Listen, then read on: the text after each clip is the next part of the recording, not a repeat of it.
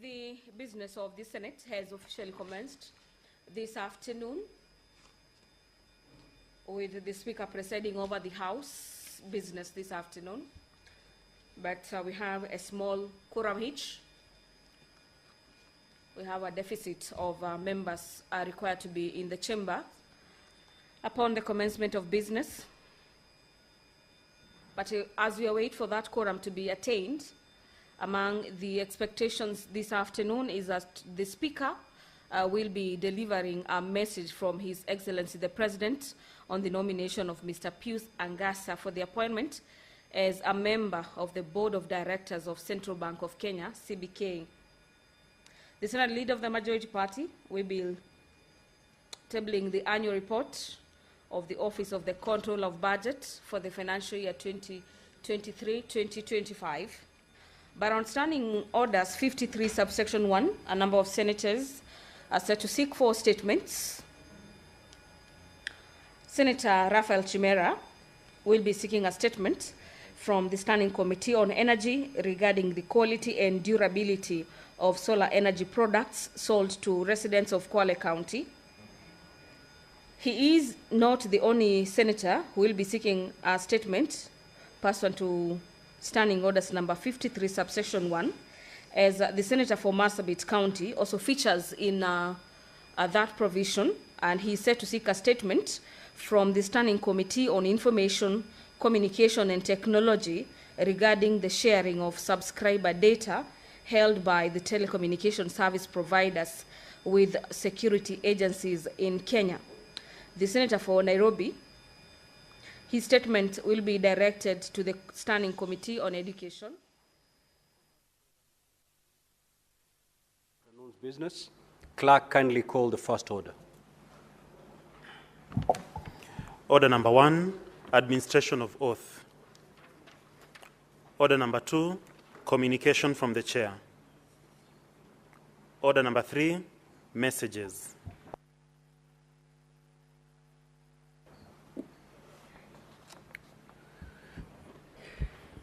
Now, honorable senators, I wish to report to the Senate that pursuant to Standing Order 47.1, I have received the following message from His Excellency the President on the nomination of Mr. Pius Angasa for appointment as a member of the Board of Directors of the Central Bank of Kenya for consideration by Parliament.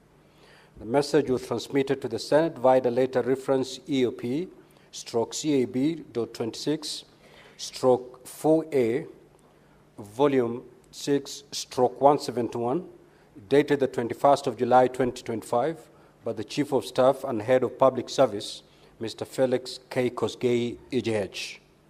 Pursuant to the said standing order, I now report the message. You are most graciously notified that His Excellency the President has, in exercise of the constitutional prerogative vested in the head of state and government, made a nomination to the membership of the Central Bank of Kenya. This presidential action is pursuant to Section 11.2 of the Central Bank of Kenya Act, Cap 491, Laws of Kenya, which states as follows. The chairperson and directors shall be appointed by the President with the approval of Parliament. In that regard, and in accordance with Section 5 of the Public Appointments Parliamentary Approval Act, Cap 7F, of the Laws of Kenya, kindly be pleased to receive the nomination of Mr. Pius Angasa for appointment as a member of the Board of Directors of the Central Bank of Kenya for consideration by Parliament. To facilitate the consideration and approval processes of the August House, we are pleased to submit Certificate of Presidential Nomination number 8 of 2025, along with the curricula vitae and testimonials of the nominee. In light of the Central Bank of Kenya's crucial role in formulating and implementing monetary policy to achieve and maintain price stability, Parliament is kindly requested to prioritize the consideration of the nominee. Now, honorable senators, the period on the matter that is now before Parliament starts running upon the speakers of the Houses of Parliament, committing the name of the nominee to the relevant committees in the Senate and in the National Assembly. Standing Order 771 of the Senate, Standing Orders provides that upon receipt of a notification of nomination for appointment to a public office under the Constitution or any other legislation which requires approval by the Senate, the nomination shall stand committed to the relevant standing committee for consideration. This being the case, the message from His Excellency the President, together with the CV and testimonials of the nominee, stands committed to the Standing Committee on Finance and Budget for approval hearing. The committee will hold the approval hearing jointly with the Departmental Committee on Finance and National Planning of the National Assembly in accordance with the provisions of Central Bank of Kenya Act, the Public Appointments Parliamentary Approval Act, and the standing orders of the Houses of Parliament. Part 26 Joint Committees of Parliament of the Senate standing orders and the corresponding part of the National Assembly standing orders shall apply during the approval hearing. I direct the committees do expeditiously consider this matter and to table a report thereon. I thank you. Next order. Order number 4, petitions. Order number 5, papers. The Senate Majority Leader.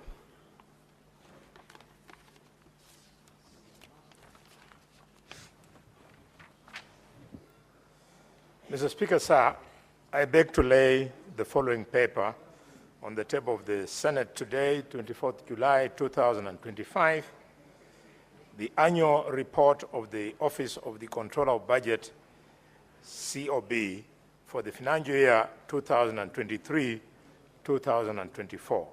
Mr. Speaker, I thank you. Next order. You see, after this statement, sir, this is a vote by voice. And then the next is Order number 6, okay. notices of motion. Rearrange. Order number 7, questions and statements. If need be, maybe you can get statements pursuant to Standing Order 53-1. The Honorable Senator for Nairobi City County, Senator Edwin SIFUNA.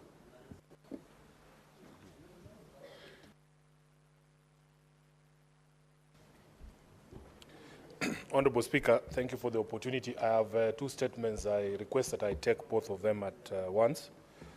First, Honorable Speaker, on security situation inside the Kenyatta National Hospital and other public health facilities. I rise pursuant to Standing Order 53-1 to seek a statement from the Standing Committee on Health on a matter of national concern regarding the security situation inside Kenyatta National Hospital, following the gruesome murder of 2 patients, one in February and another one in July, both occurring within the same ward. These tragic incidents raise grave concerns about the adequacy of the security protocols at KNH and other public health institutions. They also expose broader safety gaps that put both patients and medical personnel at risk and raise a disturbing possibility that serial criminals may be operating from within public spaces. In that statement, the committee should address the following. Number 1, the number and the nature of deployment of security personnel across all the wards and sections of KNH, including whether this deployment is adequate. Number 2, the current number of patients who have been discharged but remain at KNH, the reason for their continued detention and duration of their stay. Thirdly, the existing security protocols in public hospitals concerning discharged patients who remain within the facilities, including the Ministry of Health's plan in addressing the continued detention of patients due to unpaid medical bills. My second statement, Honorable Speaker, is on the increase in university accommodation fees. Mr. Speaker, sir, I rise pursuant to Standing Order 53-1 to seek a statement from the Standing Committee on Education on a matter of national concern regarding the sharp increase in the university hostel accommodations fees across public universities over the past 4 years. Mr. Speaker, public universities in Kenya have traditionally offered affordable accommodation to students, particularly those from low-income backgrounds. However, in recent years, the cost of on-campus accommodation has risen significantly, placing a heavy financial burden on students and their families. This increase has had far-reaching implications, particularly on vulnerable students who are now forced to seek cheaper, often unsafe housing alternatives outside the university premises. Female students in particular, Mr. Speaker, are disproportionately affected and exposed to heightened risks in insecure neighborhoods. This situation undermines not only the right to education, but also the right to dignity and safety for learners. In the statement, the committee should address the following. Number one, the justification behind the increase in accommodation fees in public universities, especially in light of the prevailing economic hardships and the need to ensure affordability and safety for all students. Secondly, the current state of infrastructure in university hostels, including the level of repair and maintenance of existing accommodation facilities. Third, an analysis of the current student populations compared to the available on-campus accommodation spaces and the plans, if any, that exist to expand and upgrade student housing in public universities. And lastly, Honorable Speaker, whether the Higher Education Loans Board intends to revise or enhance student loan disbursements to better support students in meeting essential needs such as accommodation, food, and transportation in view of these increases. I thank you, Honorable Speaker. Senator Chute, Senator from Marsabit County.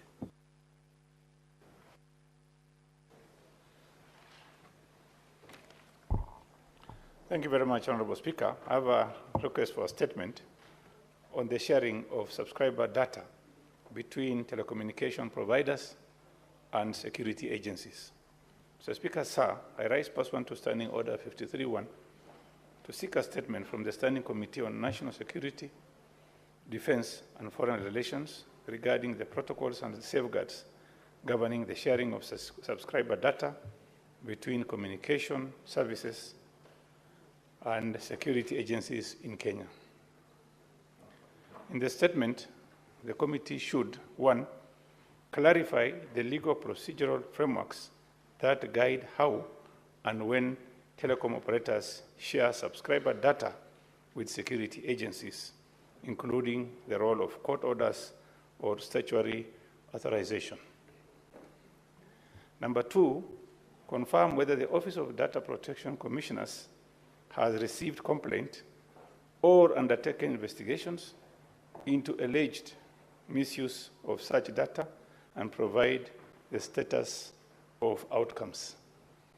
Number three, explain the oversight roles of the Communication Authority and security agencies in ensuring lawful access and use of subscriber data, including any enforcement actions taken in the last 5 years.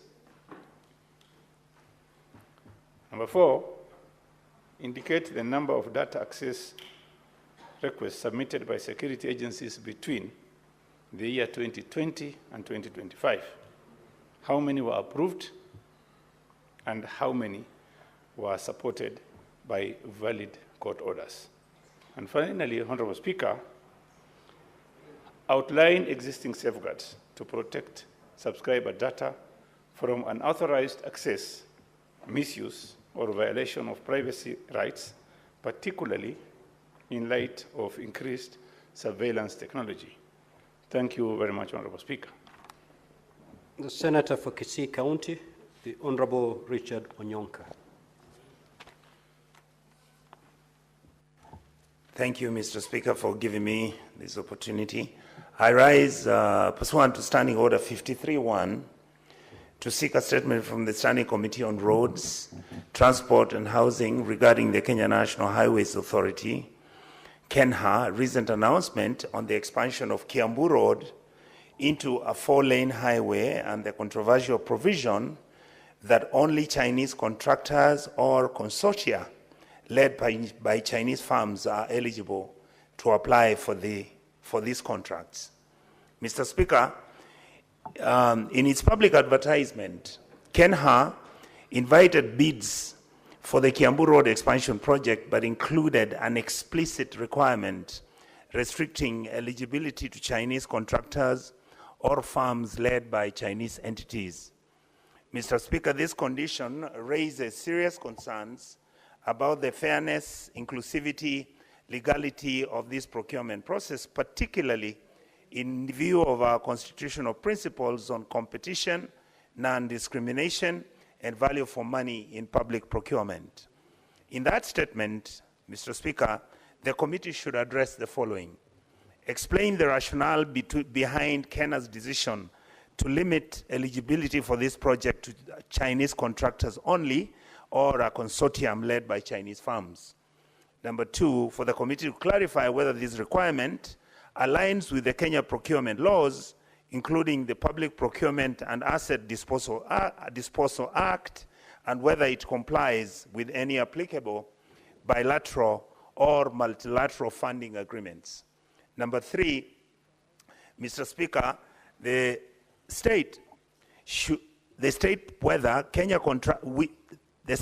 committee should state whether Kenyan contractors or joint ventures involving Kenyan participation were considered in the development of these eligibility criteria.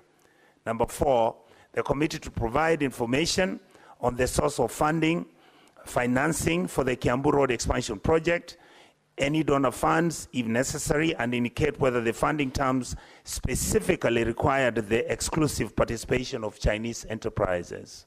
Finally, Mr. Speaker, I would wish that the committee recommend measures to ensure that future infrastructure projects promote fair competition, enhance local participation, and uphold transparency and accountability in procurement processes as per our Kenyan Constitution 2010. Thank you, Mr. Speaker.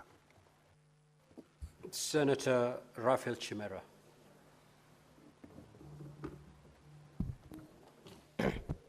Thank you, Mr. Speaker. Mr. Speaker, this is a request for a statement on the quality and durability of solar energy products sold to residents of Kwale County. Mr. Speaker, sir, I rise pursuant to Standing Order 53.1 to seek a statement from the Standing Committee on Energy on a matter of county-wide concern regarding the quality and durability of solar energy products such as Solar Panda, Delight, sold to residents of Kwale County. Mr. Speaker, sir, residents in many rural parts of Kwale County lack access to grid electricity and have to rely on solar-powered lamps supplied by solar energy solution providers for some of their energy needs. However, the residents have expressed concern that these lamps often become faulty after a short period, and that due to lack of repair services, they are forced to purchase other units. In the statement, the committee should address the following. Number one, Mr. Speaker, whether their government set technical standards or certification requirements for solar energy products sold in Kenya aimed at ensuring safety, proper performance, and longevity. Number two, whether there are mechanisms in place to monitor the performance of the products after sale and to ensure adequate after-sale support, including provision of spare parts and repair services by respective suppliers. Number three, Mr. Speaker, the names of all companies licensed to distribute solar energy products in Kwale County and obtain information on the technical assessment of the quality and longevity of their respective products. Number four, Mr. Speaker, whether each of the companies providers repair and offer after-sale services, and if not, obtain the reasons for the same, as well as the steps being taken to remedy the situation. And lastly, Mr. Speaker, the steps the national government is taking to connect all undeserved areas in Kwale County to the national electricity grid or alternative reliable off-grid energy systems to reduce reliance on private energy solutions. I thank you, Mr. Speaker.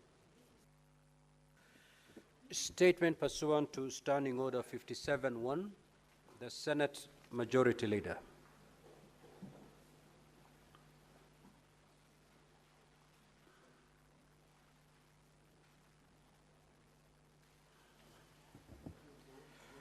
Mr. Speaker, sir, pursuant to Standing Order number 57.1, I hereby present the business of the Senate for the week commencing 29th July 2025.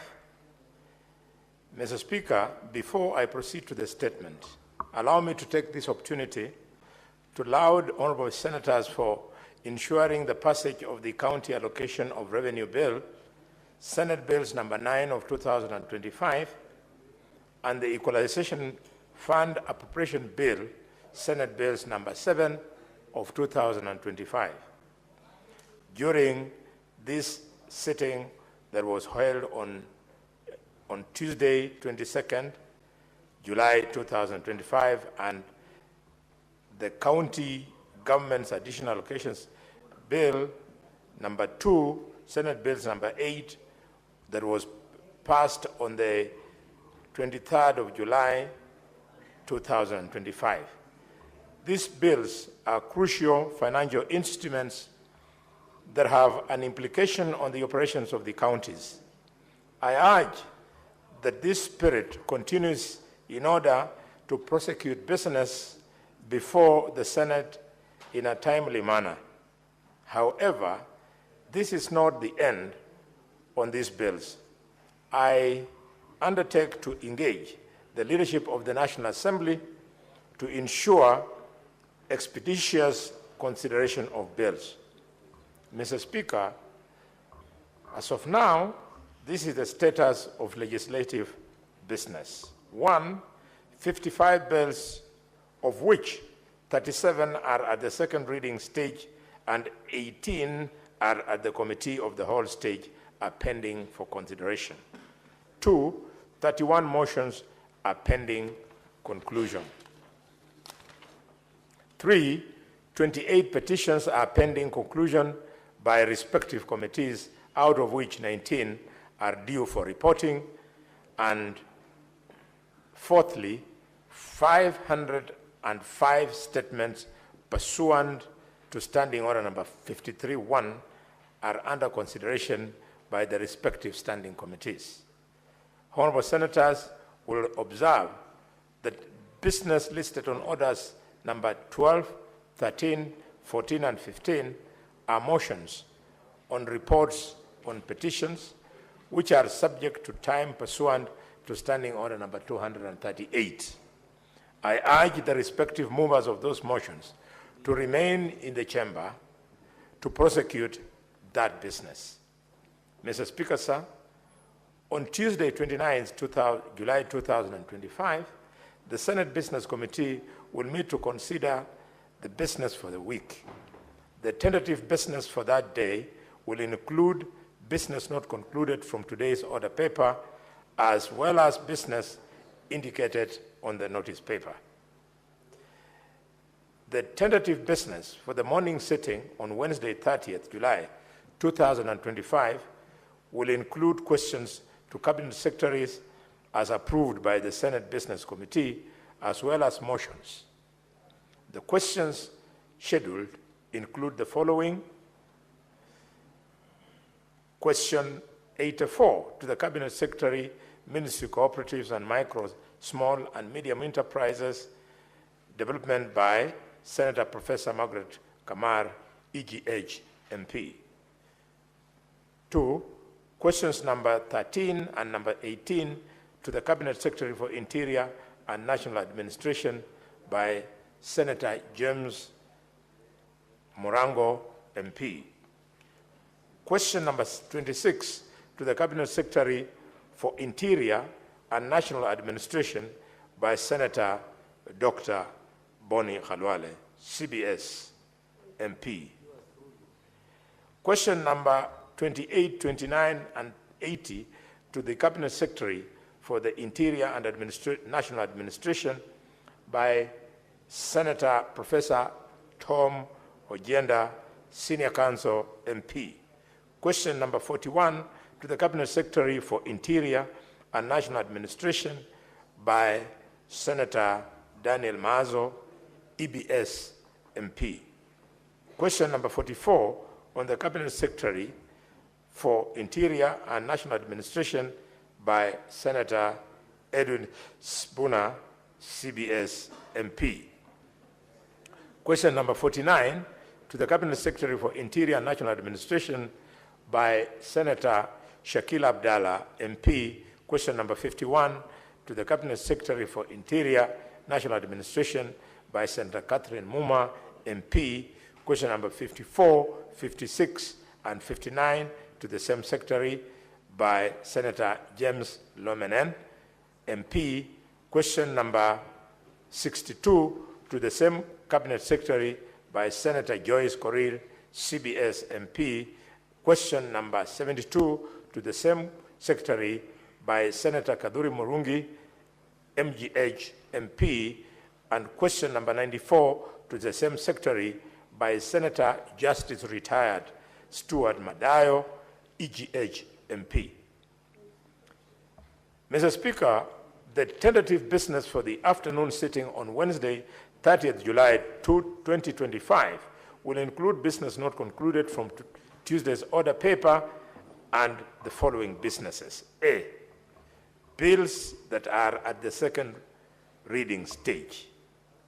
The county government's state officers removal from office procedure bill, the county government's Senate bills number 39 of 2024, and the street naming and property addressing systems bill, Senate bills number 43 of 2024.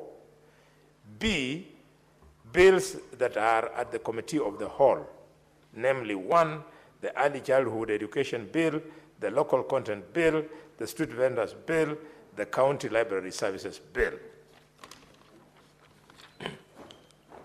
The labor migration management bill, the sports bill, the public fundraising appeals bill, the heritage museums bill, the environment laws bill, the statutory instruments bill, the county government's elections laws bill, the sports amendment bill, Senate bill number 45 of 2004. And then C, motions. 1, report of the Standing Committee on Devolution and Intergovernmental Relations on its inquiry into the state of markets in Vihiga and Bungoma counties arising from a statement sought by Senators G. Osotsi, MP, and David Wakoli, MP. 2, progress report of the Standing Committee on National Cohesion, Equal Opportunity, and Regional Integration on an inquiry into the diversity and inclusivity in the staff composition of state agencies in Kenya, and 3, report of the Standing Committee on Energy on the county oversight and networking engagements in Wajir County. Mr. Speaker, sir, the projected business for Thursday, 1st July 2025 will include business not concluded for Wednesday's order papers and any other business scheduled by the certain business committee. And finally, Mr. Speaker, I thank you and do hereby lay this statement on the table of the Senate. Thank you, Mr. Speaker. Now, honorable senators, I will allow comments for 20 minutes. If you get the floor, kindly take not more than 2 minutes to contribute. Senator Fernandez, Senator Chirake.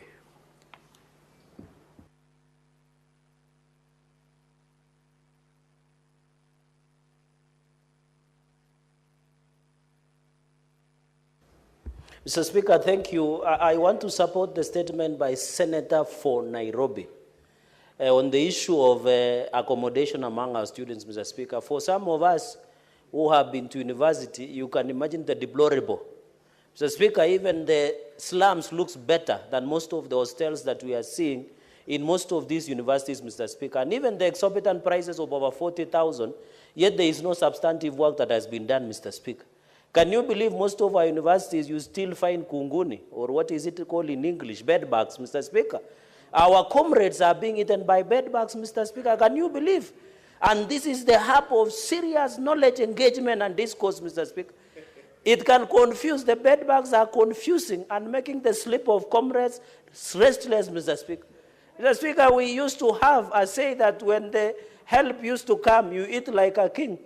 You eat the chicken, then you eat what the chicken eats, and then you eat the chicken itself, Mr. Speaker. So it's very unfortunate, Mr. Speaker. I want to appeal that under the affordable housing program, the government must include the university hostels, Mr. Speaker, to make life bearable for the comrades, Mr. Speaker. I felt very bad that they were demonstrating over basic.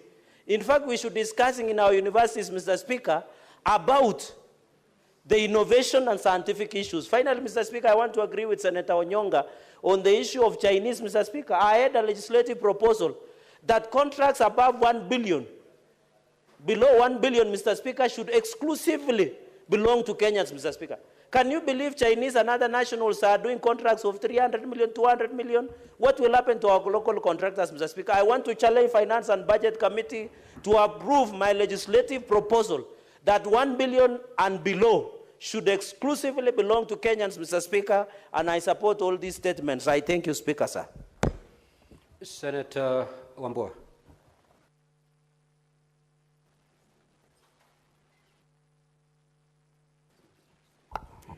Thank you, Mr. Speaker. I rise in support of the statement by Senator SIFUNA on the matter of the cases of killings happening at Kenyatta National Hospital.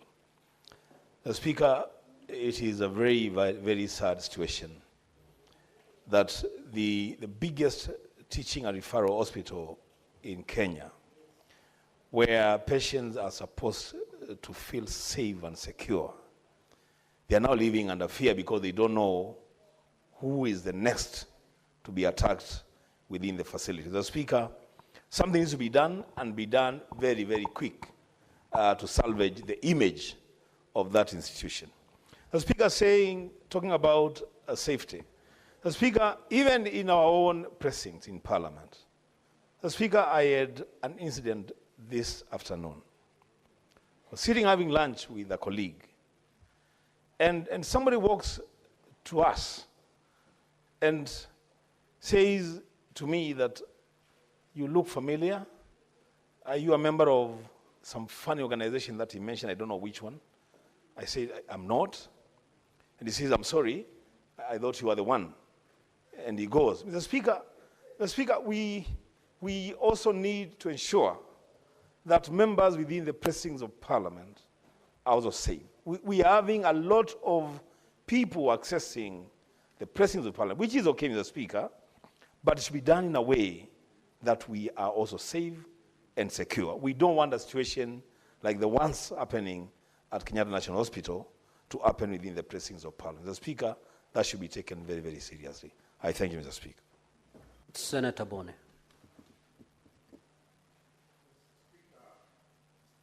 The issue raised by the Senator of Nairobi on the cost of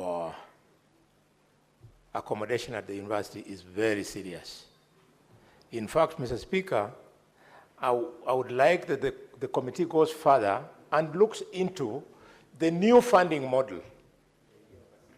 Mr. Speaker, the new funding model, when universities heard that that model has been brought into effect, they responded by raising the fees. Allow me, Mr. Speaker, just to bring to the attention of the House, I've been pursuing this disaster, and I've found that faculties have increased school fees by as high as 138% in the Faculty of Engineering, 105% in the Faculty of Veterinary Medicine, as high as 81% in the Faculty of Medicine, and so on and so forth. Mr. Speaker, the net effect is that the cost of university of education, whereas the old model was allowing parents to pay that small fee, but with this increment, even with the government paying the higher fee, using the means of testing, children are not able to pay. We have to look at it critically and ask ourselves, do we want this to be a country of people who come from the wash background, or do we want a country that will have young professionals like Eddie, good education, a guy who... Senator Kavindu. Senator Kavindu. Asante Bwana Spika kwa kunipa fursa hii nichangie kwenye statement hizi, and especially hii imeletwa na SIFUNA, seneta wa Nairobi, kuhusu usalama wa wagonjwa pale Kenyatta National Hospital, Bwana Spika, inahuzunisha sana kwa sababu mgonjwa utoka nyumbani aende hospitalini, atibiwe, apone, aregee nyumbani akiwa mzima. Lakini Bwana Spika, ni ajabu ya kwamba hata sasa hivi wagonjwa wale wako pale hospitalini wakikumbuka ya kwamba wawili wamechinjwa pale kama ng'ombe, kama mbuzi, mtu anakatwa shingo kabisa mpaka kufa na ako hospitalini, hata kupona kwao itakuwa si rahisi sana, kwa sababu wako na hofu ya kwamba wao ndio watachinjwa next. Bwana Spika, tuko na security wengi sana, na sioni ni kwa nini hata hii ministry ya health hawawezi kuitisha security wa kutosha kukaa pale ili kulinda usalama wa wagonjwa. Na hii inamaanisha kwamba hata sisi tukitembea huku nje na kila mahali pengine hakuna usalama kwa sababu ya hao watu ambao ni waovu. Na pia hii ya kwamba Bwana Spika, wagonjwa wanapona, wanakaa pale hospitalini bila kuwa discharged. Wengine wao wanasemekana wana kwao. Hakuna mtu ambaye hana kwao. Na pia serikali inatakana iangalie watu kama wale, iwajengee homes za kuweza kupelekwa na kukaa pale kama nyumbani. Na wale ambao hawaondoki hospitalini kwa sababu ya kukosa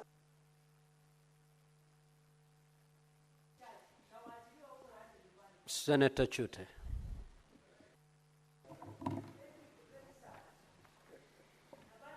Thank you very much, Honorable Speaker.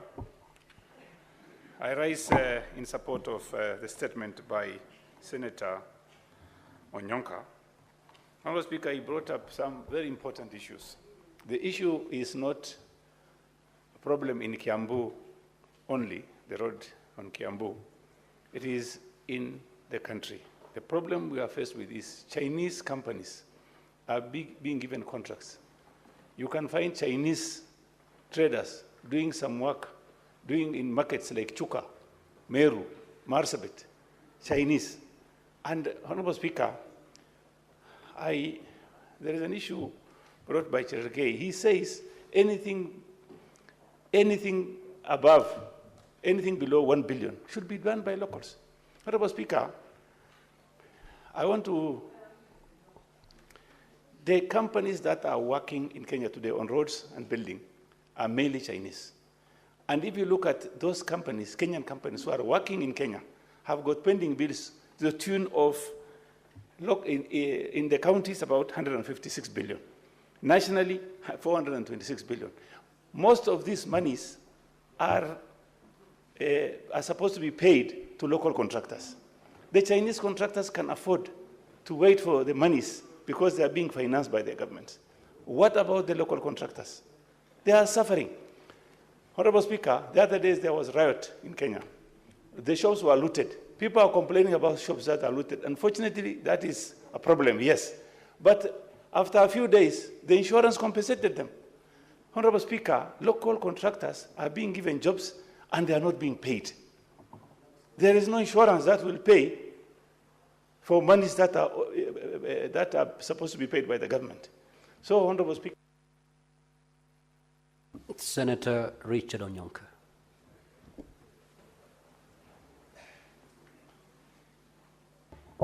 Thank you, Mr. Speaker. The point that I wanted to contribute to is the issue that the question that has been asked about why the universities are increasing university accommodation fees. Mr. Speaker, it is true that we in the opposition sometimes just talk about the problems. So today I want to give a solution to the government. All these affordable housing units which the government is doing, which nobody wants, why can't the government do hostels in all our universities in the Republic of Kenya? Because if you do these hostels, we know the rent is not going to be more than 5,000 per month. And these hostels will pay for themselves because the parents are already paying anyway. Why are we building houses in places like when I went to Senator Methu's constituency in Nyandarua, in some place where you find there are trees and cows and there were no people there at all? Can we please build hostels for our universities and even our secondary schools, because the government can recover the money. Thank you, Mr. Speaker. Senator Murgo. Thank you very much, Mr. Speaker, for giving me the opportunity to also air my views. I support the statement made by the Senator of Nairobi about increase of hostel fees in our universities. Mr. Speaker, a member has just said that this will mean that the students of the well-to-do, the students of, or children of well-to-do and children of the people that are able to pay will be the ones that will be homed in those hostels. And therefore, children of poor people, commoners, will not be accommodated in the hostels in our universities. And therefore, that will drive children of the common mwananchi into places that are not desirable and running into many situations in streets that are not likable. And therefore, the children of the commoners will suffer and probably drop out of universities because their parents cannot afford. And so this is heading the wrong way. Thank you very much. Now, honorable senators, before I call the next member to speak, allow me to make this communication. I would like to acknowledge the presence in the gallery this afternoon of visiting students and leaders, student leaders and members of the Young Diplomats Forum from the United States International University, Africa. The delegation comprises 40 student leaders, including the members of the student government, electoral college and cabinet, as well as participants of the Young Diplomat Forum. The delegation is in the Senate for mentorship sessions with the Senate directorates. Honorable senators, in our usual tradition of receiving and welcoming visitors to Parliament, I extend a warm welcome to them, and on behalf of the Senate and my own behalf, wish them a fruitful visit. I will call upon the Senator for Nairobi City County under 1 minute to extend the word of welcome. Thank you, Speaker. I have Senator for Nairobi, just take your seat. What is your point of clarification, Deputy Speaker? Speaker, you notice the tradition of the House. When you read such a communication, senators should applaud that delegation. I was communicating to my brother here that senators are not running how the House behaves so some of them are very senior members here. Nobody is stamping. It's only me who did it, Honorable Speaker. I'm very happy indeed. Very, very happy. Because that is the tradition of Parliament. You've made your point clear. Thank you, Mr. Speaker. Thank you for passing that information to your colleagues. The Senator for Nairobi City County, you may proceed. Thank you, Senator. Speaker, I want to alert the Senator from Meru that there is another tradition that when delegations come to visit us, we must buy them lunch. And now that you have insisted on the traditions of this House, the students from the USIU must know that lunch today will be from the Senator for Meru. Honorable Speaker, yes. And if he tries to feed you any brown beans, tell him in Nairobi only recognize KFC. So, Honorable Speaker, I want to take this opportunity on behalf of the House to welcome the student leaders from USIU. Indeed, I have many friends from USIU, this institution. My liaison officer, Karen, is one of those people who has maintained close relationships with this university. Honorable Speaker, it has produced some very good young people. My own brother went to USIU. It is one of those institutions that has excelled, exemplified itself in putting out young people who are able to take this country forward in terms of their contribution. We are discussing a very important issue about student accommodation in public universities. At least for you, Honorable Speaker, there has been a lot of investment from private funds to put up accommodation, student accommodation, especially at these private universities. You know about Kwetu hostels, you know about Nyumbani and the others. So we want the same standards to be maintained for your colleagues or counterparts in the public universities, and we are hoping that they will get an equal opportunity at education that all of us got to enable us to be able to be here. So I am available for you after this session. If the Speaker allows it, I will come back there with the Senator from Meru to undertake that tradition that we have talked about here. I thank you, Honorable Speaker. I wish them a fruitful visit. Senator Mazayo.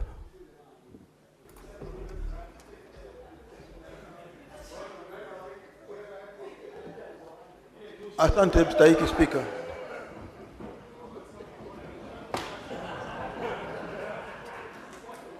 Asante mstahiki Speaker.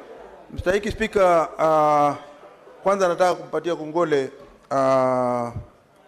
mwandishi mkuu wa chama cha ODM ndugu yangu Sifuna na vile vile Senator What is a point of order, Senator for Homa Bay? Mr. Speaker, the 10 years I've been in this House, I've never seen money change hands so openly, so brazenly on the floor of this House.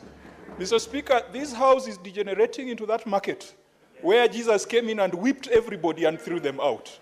Mr. Speaker, could you declare the Deputy Speaker to be completely out of order for flashing money, crossing, coming across the aisle, handing over money to Senator Sifuna? We do not know for what reason he's handing over the money. Maybe he's bribing Sifuna to go and burn the House again tonight on TV. Mr. Speaker, could you just declare that habit completely out of order? We cannot be doing money exchange in this House. We cannot be doing those things that Senator Rulo was calling sokohuru in this House. It is completely demeaning and unbecoming, Mr. Speaker, for us to be flashing and doing commercial transactions in this very hallowed chamber. Senator for Homa Bay. Unfortunately, the Speaker did not see it. And for me to rule on that matter, it requires evidence. And you know, if you need to require evidence, you know the route we'll take. We'll have to put the Deputy Speaker under oath so that he can also defend himself. A route that is not that desirable. So let's leave the matter where it is. Proceed, Senator Mazayo.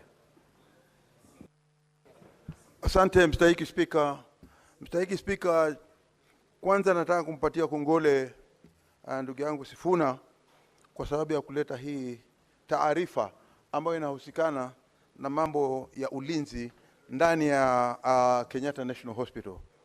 Bwana Speaker, kama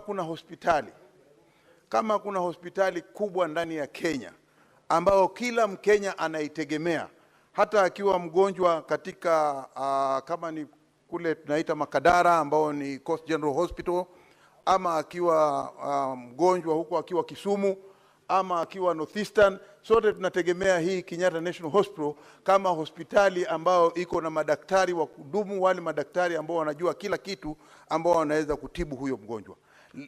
Leo hii ni jambo la kusikitisha kwamba mtu anaweza kukatwa kama kuku. Kichwa kinakatwa, kinatolewa, na alafu huyo mtu aliyefanya namna hiyo hawezi kushikwa, akapelekwa kotini, ama akashikwa, ama akaonekana na kila mtu. Paka hivi juzi wameshika mtu ambaye hatujui kama ni yeye ama si yeye. Huyo mtu ameshakataa hiyo maneno, akasema si yeye. Sasa tunauliza kitu kimoja. Tunataka Bwana Speaker, tunataka serikali jambo kama hili na hii komiti ambayo itapewa hii taarifa ili iweze kuchukua hatua na kuangalia ni nini. Bwana Speaker, ni jambo la kusikitisha hivi sasa tukisema ya kwamba hakuna utetezi wa aina yoyote kwa wagonjwa ndani ya Kenyatta National Hospital. Nataka hatua ichukuliwe haraka iwezekanavyo ili wale wagonjwa yoyote atakaye kwenda pale awe ana uhakika wa maisha yake na ugonjwa wake atatibiwa kisawasawa na atapona na atarudi nyumbani. Asante Bwana Spika. Senator Kisang.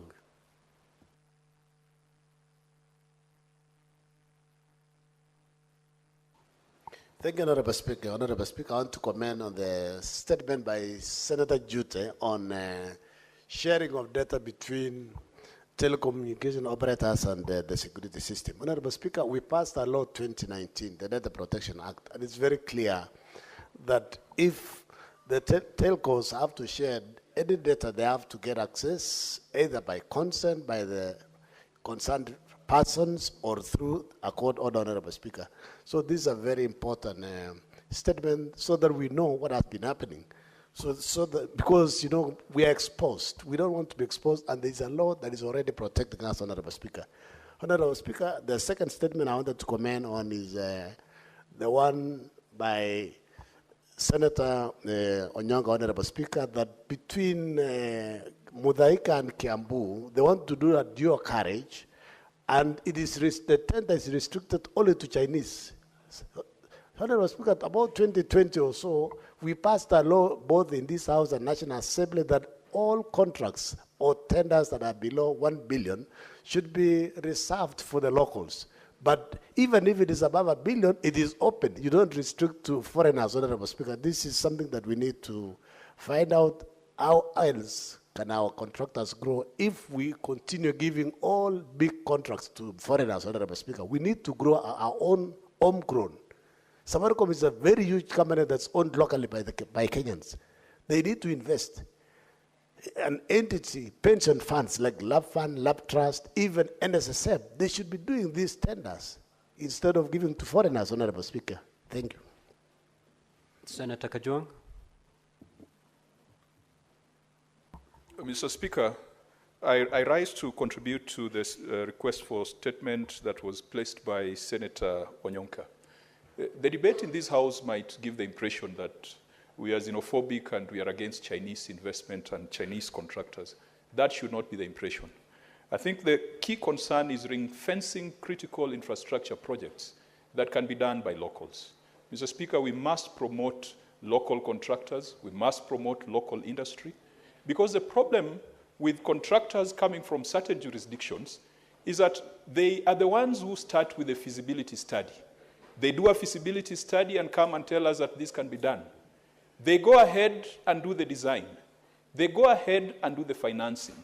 They go ahead and get their companies to do the implementation. And all the materials also come from those nationalities. That is not the way of building an economy. We need to build roads. We need to build railways. But the raw material must come from this country. The labor element should come from this country. Mr. Speaker, it is sad if for a road project, you find that the insurance for products is being underwritten in foreign countries. The financing and interest and the value that comes out of it comes from foreign countries. Mr. Speaker, I agree with Kenya's political position on geopolitics, that we face neither east nor west. We face forward, but we need to be careful about being boxed and about ring-fencing jobs and contracts that can be done by locals. And I hope that the committee will expand their inquiry beyond China and look at arrangements with the Americans, arrangements with the British, particularly when it comes to military procurement and military supplies. Mr. Speaker, we must believe in this country and we must support our local entrepreneurs and industry. Thank you. Senator Abbas. Thank you, Honorable Speaker. Honorable Speaker, I want to support, contribute to the statement by Honorable SIFUNA. Honorable Speaker, I think increasing the cost or the living of or rents for the students is actually going to be very dangerous. And it's going, you know, universities, all people converge from different corners of this country, and most of the students cannot even afford housing. And many of them now will end up into, you know, living into formal settlements, and they adapt a lot of funny characters. So most of them, because they are not even exposed so much to life in Nairobi. And therefore, many will be now prejudiced even their life. You see, many ladies are now, young ladies are being killed in the hostels, funny hostels and hotels and lodges. So I think it's increasing the rents, I mean, the hostel's money is not proper. And I think it's advisable that currently we have so many low-cost houses being built. The university now should be given some of these houses so that they can be able to provide a subsidized accommodation to the university students. Also, I want to support the settlement of Honorable Chute. Honorable Speaker, these days we have what we call data communication authority. And therefore, we need to protect the data of all communication that has been done by the people. I think we need this also, it's constitutional right to have privacy for all the data that we have. These days you see many people have been kidnapped and they're in funny places and they've been taken all corners of the world, of the country. And therefore, as a result of that, we need our data to be protected. Thank you, Mr. Speaker. Senator Endokech, Senator Catherine Muma. Thank you, Honorable Speaker, for the opportunity to contribute to the statements, and I'd like to contribute to the two statements by Senator SIFUNA. Honorable Speaker, the national government is in charge of very few, less than 10 facilities. It is so disturbing that Kenyatta National Hospital will be in the state in which it is, and that it will be that unsafe that people would be murdered in that institution. Mr. Speaker, even beyond that, the physical state of the Kenyatta National Hospital is actually, in some instances, even dangerous to patients who are in that hospital. Mr. Speaker, I have forwarded one of the videos taken by a patient from that hospital to the Forum of Senators to just see the deplorable situation in which Kenyatta National Hospital is, and yet it is assigned about 500 million yearly towards maintenance. It has a higher budget than counties combined, and we need to call them to order. Mr. Speaker, this is an urgent issue that needs to be taken seriously by the Committee on Health. On the issue of hostels, I totally support what Senator Onyonka says, that as we create and increase more universities, we need to have intergovernmental conversations to ensure housing development is prioritized for universities and a standard charge is given per households and rules put in place to ensure that the most needy children or the most needy learners get the first priority to go to those. Senator Tabitha Mutinda.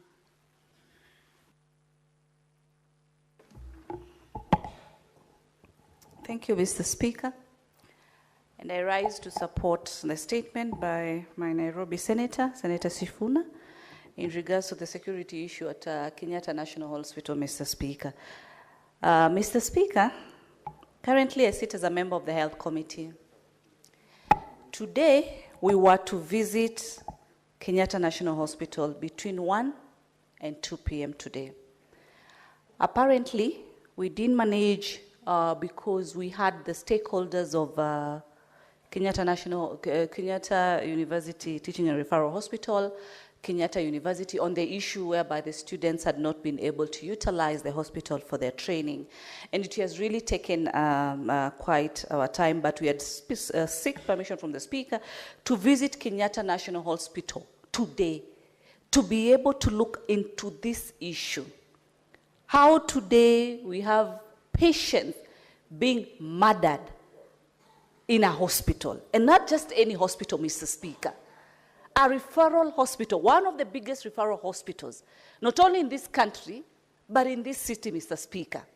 It is very, very discouraging. I've also seen what Senator Muma has shared on our Senate wall, as far as, again, the deplorable state of Kenyatta Hospital is concerned, Mr. Speaker. I want to assure members that this is a matter that as a committee, we are giving very high priority to be able to get into the bottom of the issues that are happening at Kenyatta National Hospital, and we'll be able to give a report to this House, because it's even more than the issue of the security, Mr. Speaker.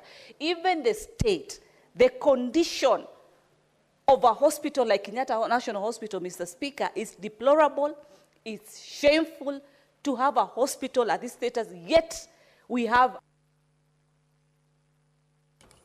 Senator Mutinda, that you are giving commitments that the committee will undertake this investigation. Is it possible that you can give even timelines on behalf of the chair, so that this afternoon we can at least promise Kenyans that a report can come to the Senate soonest time possible? Thank you, Mr. Speaker, for the clarity in terms of the timelines, Mr. Speaker.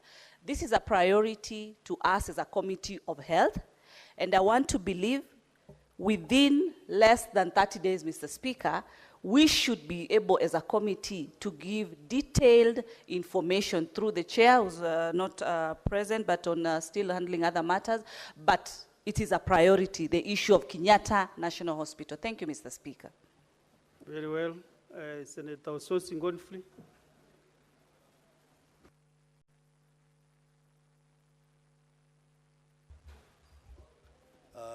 Thank you very much, Mr. Speaker.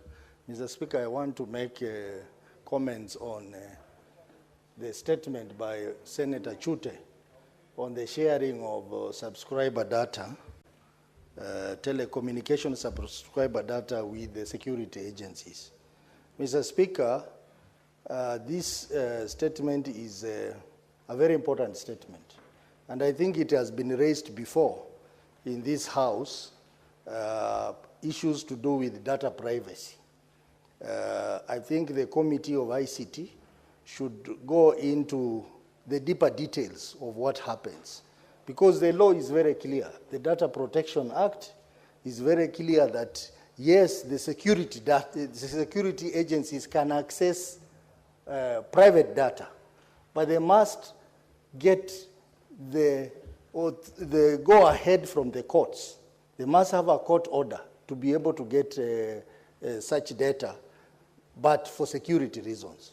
But now if we allow security agencies to have a free access to subscriber data, we will be violating the rights, privacy rights of our citizens, and that is not something that our Constitution envisages.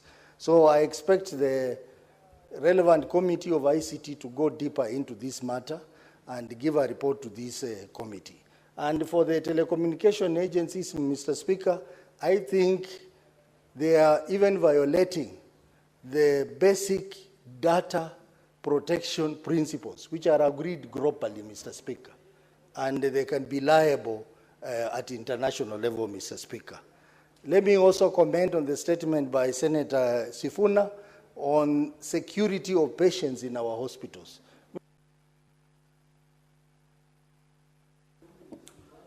Senator Wakili Hilary Kiprotich Sigei.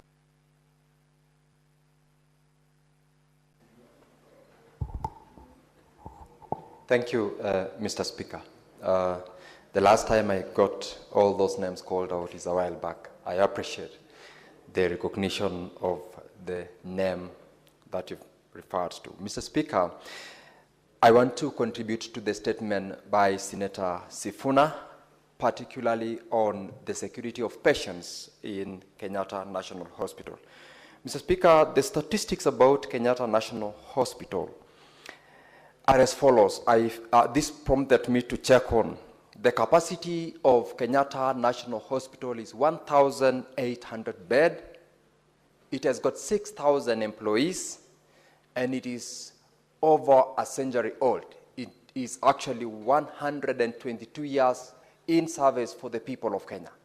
That statistic, Mr. Speaker, tells you the kind of clientele or the people that are expected to be served by this National Referral Hospital.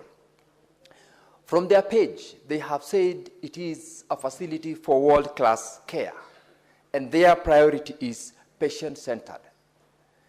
From that statement and from the information that you have heard about a patient who's been killed in the hospital, it is a reflection opposite that which we see from the statements, from the information we have, and also from what we have read about the hospital. Mr. Speaker, it is a very sad state.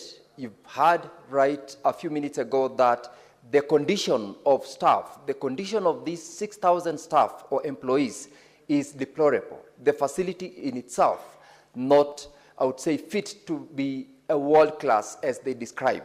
Yet they are getting allocation into billions of shillings where we are unable to see where that money goes.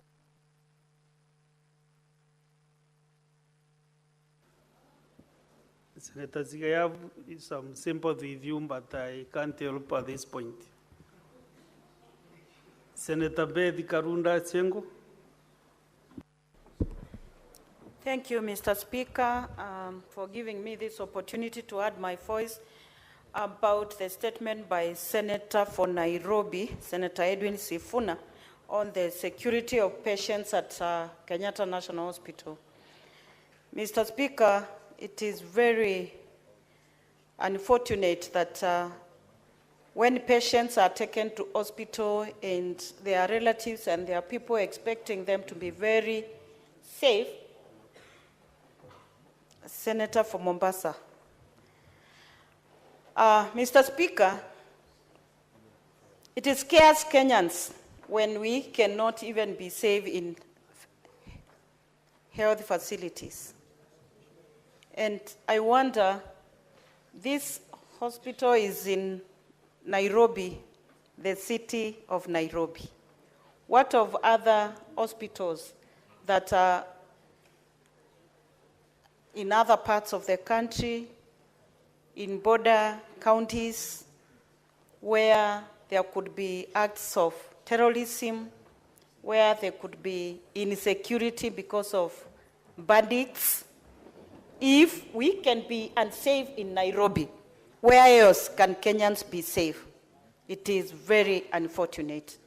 Mr. Speaker, I want to believe that people can be held responsible because they are there to ensure that patients are safe, the workers in the hospital are safe, and even those who are walking in and out of the facility are safe. It is very unfortunate that patients are killed where they have gone to seek medication, where they have gone to get well again, and then they are dying from that. I want to request the security apparatus to ensure that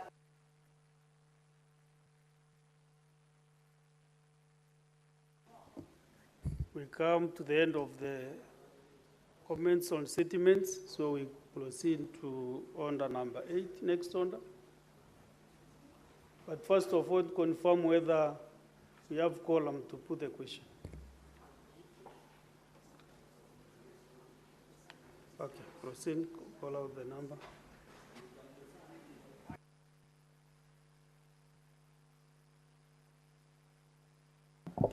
Order number 8, motion. Report of the parliamentary delegation to the 2024 Joint United Nations Interparliamentary Union parliamentary hearings held at the United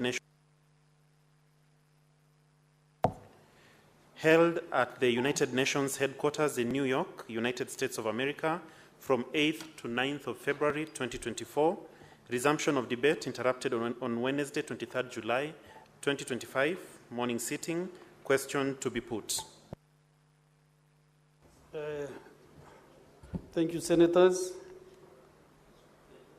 Now that we have quorum, I want to put the question that the Senate knows the report of the parliamentary delegation of the 2024 Joint United Nations Interparliamentary Union parliamentary hearing held at the United Nations headquarters in the New York, United States of America, from 8th to 9th February 2024, laid on the table of the Senate on Tuesday, 17th September 2024. Will as many as of that opinion say aye? Will as many as of that contrary opinion say nay? The ayes have it. Next order. Order number 9, motion. Approval of sittings of the Senate to be held in Busia County.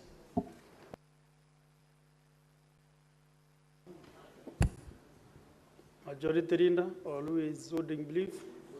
Majority Whip, Senator Boni. Yes, Mr. Speaker. I rise to move motion number 9 on the order paper, being the approval of sittings of the Senate to be held in Busia County.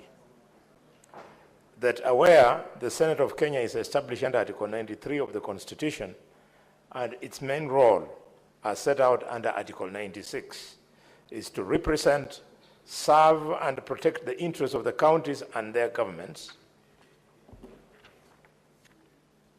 Further, aware that the critical role that the Senate plays in the interlinkage between the national and county levels of government and the need to enhance the interaction between the Senate and county governments as a means of bringing the Senate closer to the counties and the general public, acknowledging the successes made during the sittings of the Senate outside Nairobi that were held in Uasin Gishu, Kitui, Turkana in September 2018, 2019, and 2023 respectively, and further acknowledging the recommendation of the Senate Business Committee that a sitting of the Senate be held away from the traditional premises here in Parliament in Nairobi during the term of the 13th Parliament, and the subsequent resolution of the Senate made on 8th of March 2023 to hold plenary and committee sittings in the counties for 1 week period within the months of September in every session of the 4th Senate, except during an election year, with the objective to 1, promote the role and work of the Senate and enhance public awareness regarding the business of the Senate and Parliament in general. 2, highlight existing and new opportunities for engagement in the legislative process. 3, develop and strengthen partnerships at the county level of government. And 4, provide an opportunity for members and staff of county assemblies to learn and share the best practices with senators and parliamentary officers. Now, therefore, pursuant to Article 126(1) of the Constitution, the Senate resolves to hold its plenary and committee sittings in Busia County from 6th of June to 10th of October, Mr. Speaker. Mr. Speaker, I want to appeal to colleagues. This is actually a procedural motion because the intention and the reason for why we're sitting out is a matter that we have all since agreed upon. As the Senate Business Committee, we have sat and found that the dates involved are convenient. And as a senior leader from the community where the Senate will sit in Busia, I want to assure the House that Busia is very beautiful. In fact, you have no idea how much you're going to find it very attractive and enjoyable. You'll therefore be able to mix business and pleasure, which is the way of life, Mr. Speaker. I'm also confirming, Mr. Speaker, that the Senator of Nairobi, who is the youngest senator from the community, will be readily at hand, the community of the community, will be readily at hand to offer any service that you require. Mr. Speaker, needless to mention, Senator Okiya Omtatah, the Senator of Busia, who is a presidential candidate, who up to now is yet to launch his bid, Mr. Speaker, will again be readily available And I hope that the Senate will find time, Mr. Speaker, to give him an opportunity to address Kenya about his presidential bid when we shall be in Busia. Mr. Speaker, every time I look at him, he talks presidential, looks presidential, but he doesn't walk presidential. So, Mr. Speaker, Mr. Speaker, Mr. Speaker, therefore, I want to encourage the House on your way from the airport to Busia, you'll be spoiled for choice. You can choose to land in Kisumu International Airport. You can choose to land in Eldoret International Airport. You can choose to land in Kitale. And more importantly, Mr. Speaker, you can land at the heart of the land of bullfighting and gold mining in Kakamega at Iwichina Airport. Although I'm not too sure, because the ministry has been slow on the maintenance of that airport, is one of the many reasons why I am very unhappy, Mr. Speaker, with the pace at which the government is trying to access this community that will be hosting you with development. You know, Mr. Speaker, in politics, the people who opposed you and your formed government, as a presidential candidate, I know, you might have that opportunity. So take this from me. The people who oppose you when you want to be president, after you become president, when they want development, they come and beg and kneel so that you can change your mind and give them development. But the people who voted for you, when they come for development, they don't beg for it. They demand for it. Yes, I know why manyora is cheering me, Mr. Speaker. Mr. Speaker, I did not have Mrima on the mind. I was having Western on mind. We want to aggressively push government, so that even as they service the rest of the country, they must start with the areas that voted. I'm not a proponent of shares, because the proponent of shares is far removed from... Let me offer some guidance. Yes, Mr. Speaker, sir. Members of this House are the beneficiaries of this trip to Busia. So as you move this motion, members, I can see they are now getting lost. What are they expecting in Busia as in devolution? What do we need to cover? Because we are talking of devolution, we are going to Mashinani to see what is happening in Busia as a Senate. So now when you digress and go to voting and all these things, presidential, so can you stick to, especially when you are moving the motion, let the members benefit from you as the move of the motion. As a non-member, of course, you know these games. You should be able to, even myself, the speaker, convince me that what you are moving is exactly what is in the motion. Indeed, Mr. Speaker, I'm guided, but just with a little bit of patience. I would have announced to you that we have shared roles in this motion.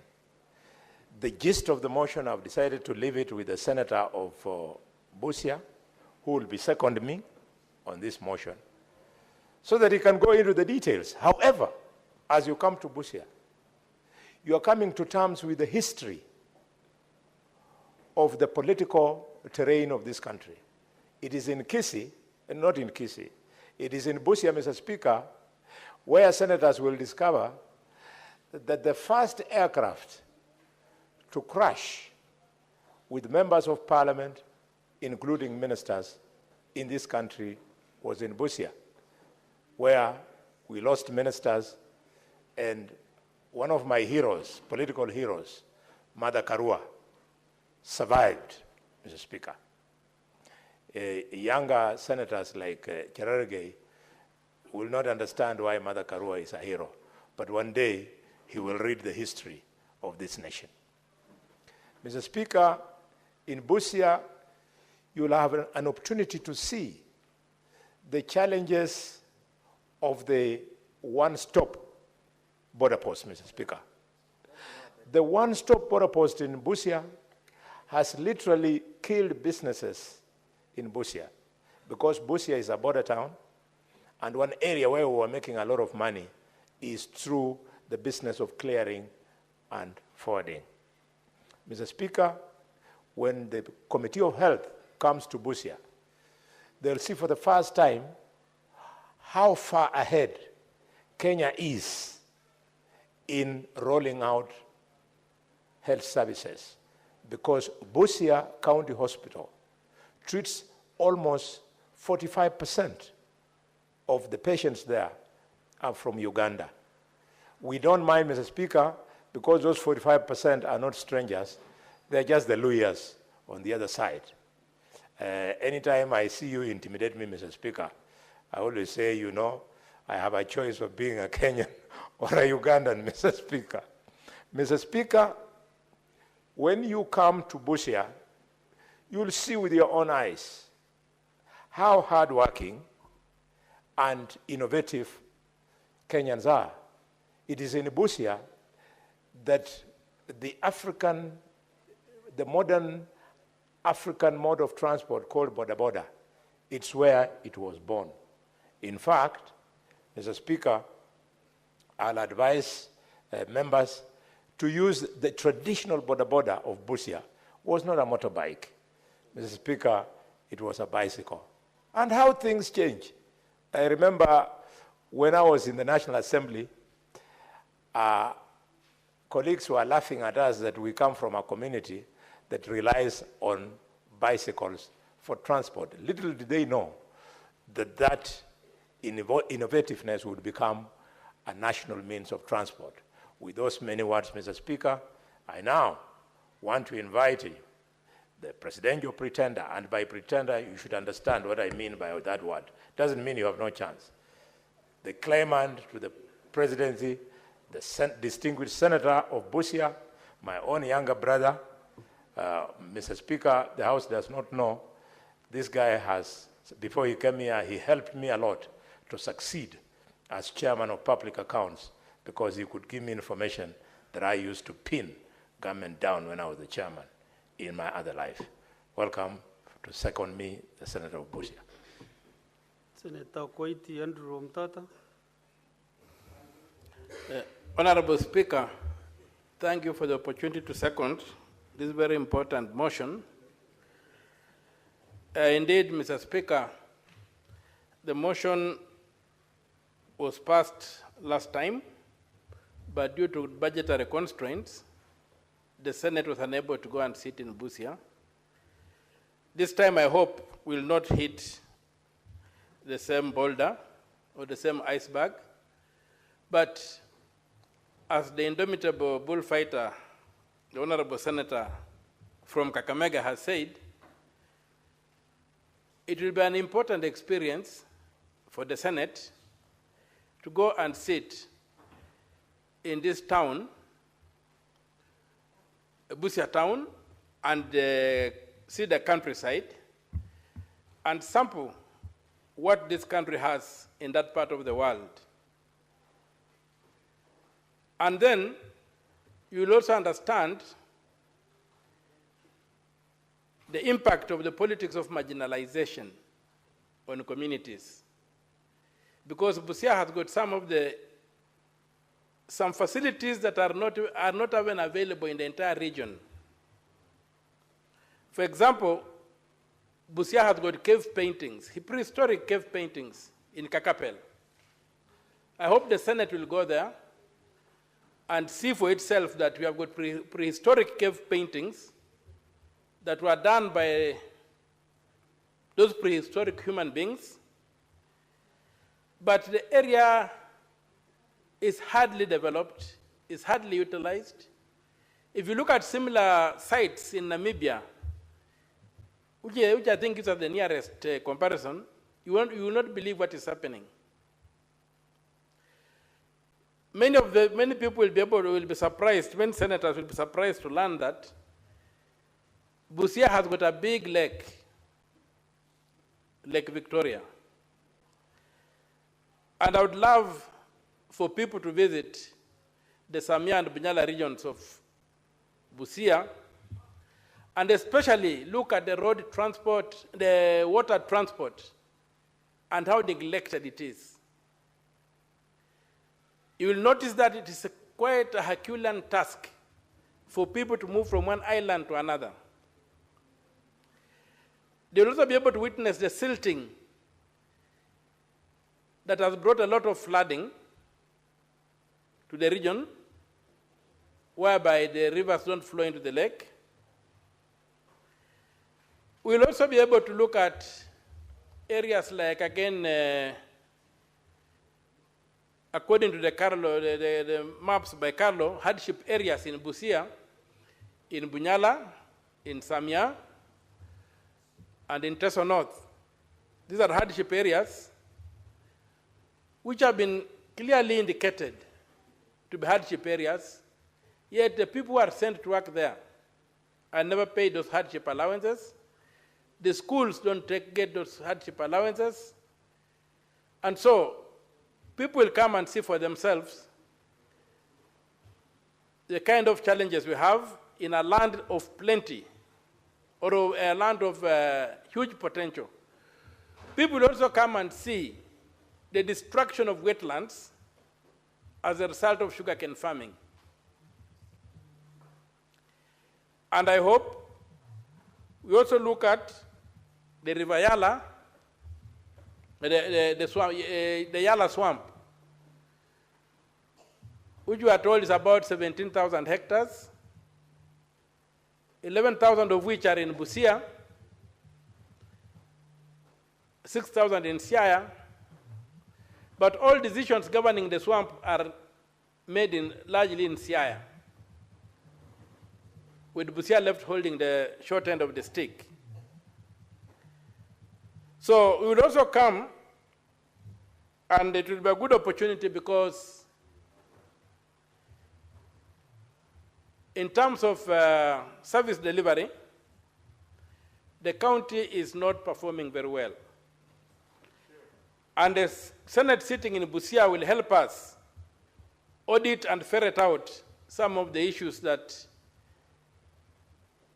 are leading to underdevelopment.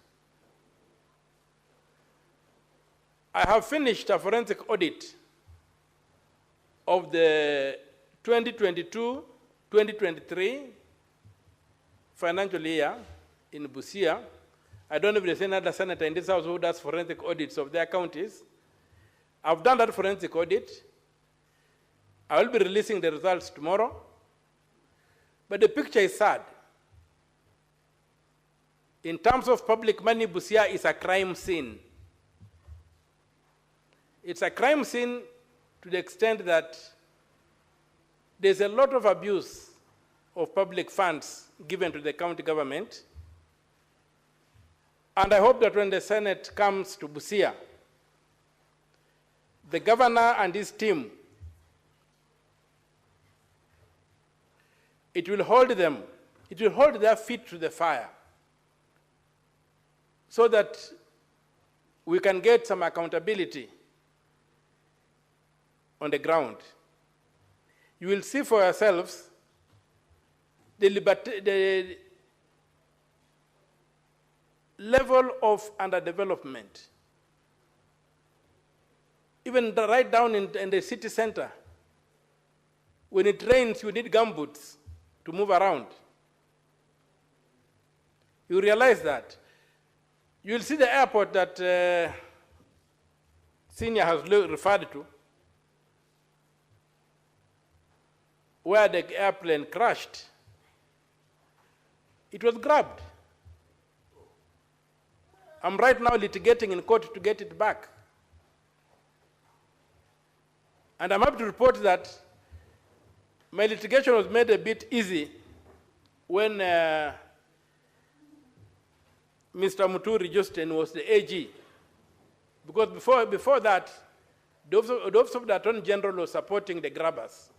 But when Mr. Muturi came in, he gave the correct record, and we are waiting for a verdict in court.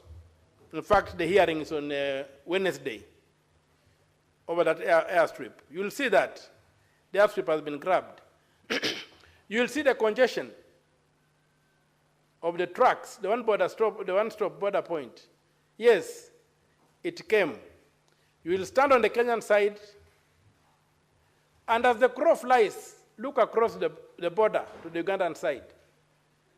And you'll wonder why the Ugandan side infrastructure is much superior to the Kenyan side, yet the financials are the same and the allocations were the same.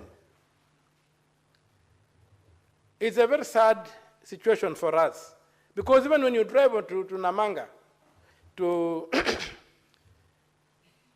you see the kind of, and then you cross over to Tanzania and you see that was the funding by the same developer, and you find that the road on the Kenyan side is narrower, it's full of potholes. On the Tanzanian side, the road has been done according to the textbook. So you'll see that in Malaba and in Busia. There is also a border crossing point in Busia that was gazetted years ago. We are having a webinar today. People from Busia were discussing it. It was gazetted. The Ugandan side have done the infrastructure. The Kenyan side is nothing. It would have helped ease the congestion that we usually experience in those towns. So you wonder what is happening and why did we gazette those kind of things. It's also been noted that Busia is the only part of Kenya that had the great apes. Or in Swahili they are called sokwemutu. The great apes in Atasoy they are called Ichom. And there's a place called Ngelechom, we are in the land of the great apes. When you look at it, sometime in 1952, the colonial government excised some land, about 300 acres, for the preservation of the apes. That land has been encroached on, all the trees have been cut away. The apes have moved to Uganda, to the wind impenetrable forest. They have abandoned Kenya.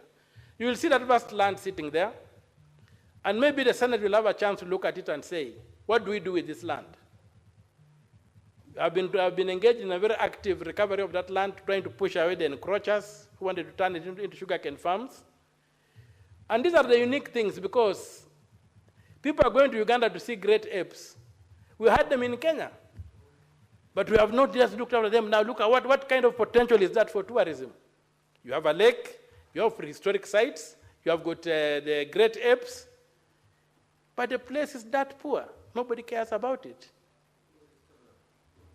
Some of these things don't require the guidance. Some of these things are national. The governor just came in the other day. We have had independence from 1963. Why were they not developed like other parts of the country? Yeah, was it an idle talk when Idi Amin said that the border of Uganda is in Naivasha? It was not, because that area was totally neglected. So we need to look at historical injustice. Of course, the governors have committed their sins, but their sins are not the original sin. Their sins are basically transactional. They are not structural. We have structural sins in this country that need to be addressed. So when you come to Busia, you'll be able to see what we are talking about. Of course, the governor will have to be held to account, and I will want them to hold them to account. And as I said, I'll be releasing my report, my forensic audit report tomorrow, and you'll see what I've unearthed. And I will urge every senator to try and do the same, to try and do forensic audits on the accounts of their county governments. And you'll see the kind of problems we are facing. So, Mr. Speaker, sir, I'm really excited, I'm really happy, and I'm prepared to host the people of Kenya in Busia. And by the Senate going to Busia, it underscores my statement that no senator is a senator of a county. Senators are senators of the Republic of Kenya, but they come from counties. Yeah. In fact, nominated to have bigger constituencies.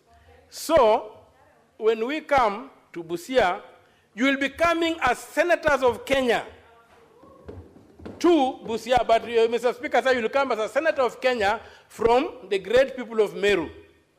You will not come like the Senate of Meru. In your oath of office, Meru never appeared. But in your governor's oath of office, Meru appears.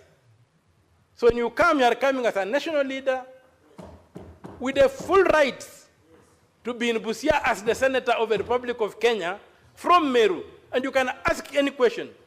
That's why it's very important that this House adopts the correct phraseology when referring to senators And the National Assembly does equally the same. This business of saying that Senator of Nandi, how Cherargei is a senator of Kenya. He only comes from Nandi. But as a senator of Kenya, when he votes here, he makes a law that covers the whole country. If he blocks a law here, the entire country does not get that law. So we must get the correct physiology to give ourselves the mindset to understand who we are. We cannot deliver on our mandate if we don't know who we are. We are not village boys. So by coming to Busia, you'll be coming as senators of the Republic of Kenya who have got every right to be in Busia and to exercise authority. My governor of Busia cannot even go and say anything in Siaya. He's a foreigner there. But Cherargei can go to Wajir and gorge and charge and do everything else to do there. So let us get the correct physiology of who we are. And this is an opportunity to understand that.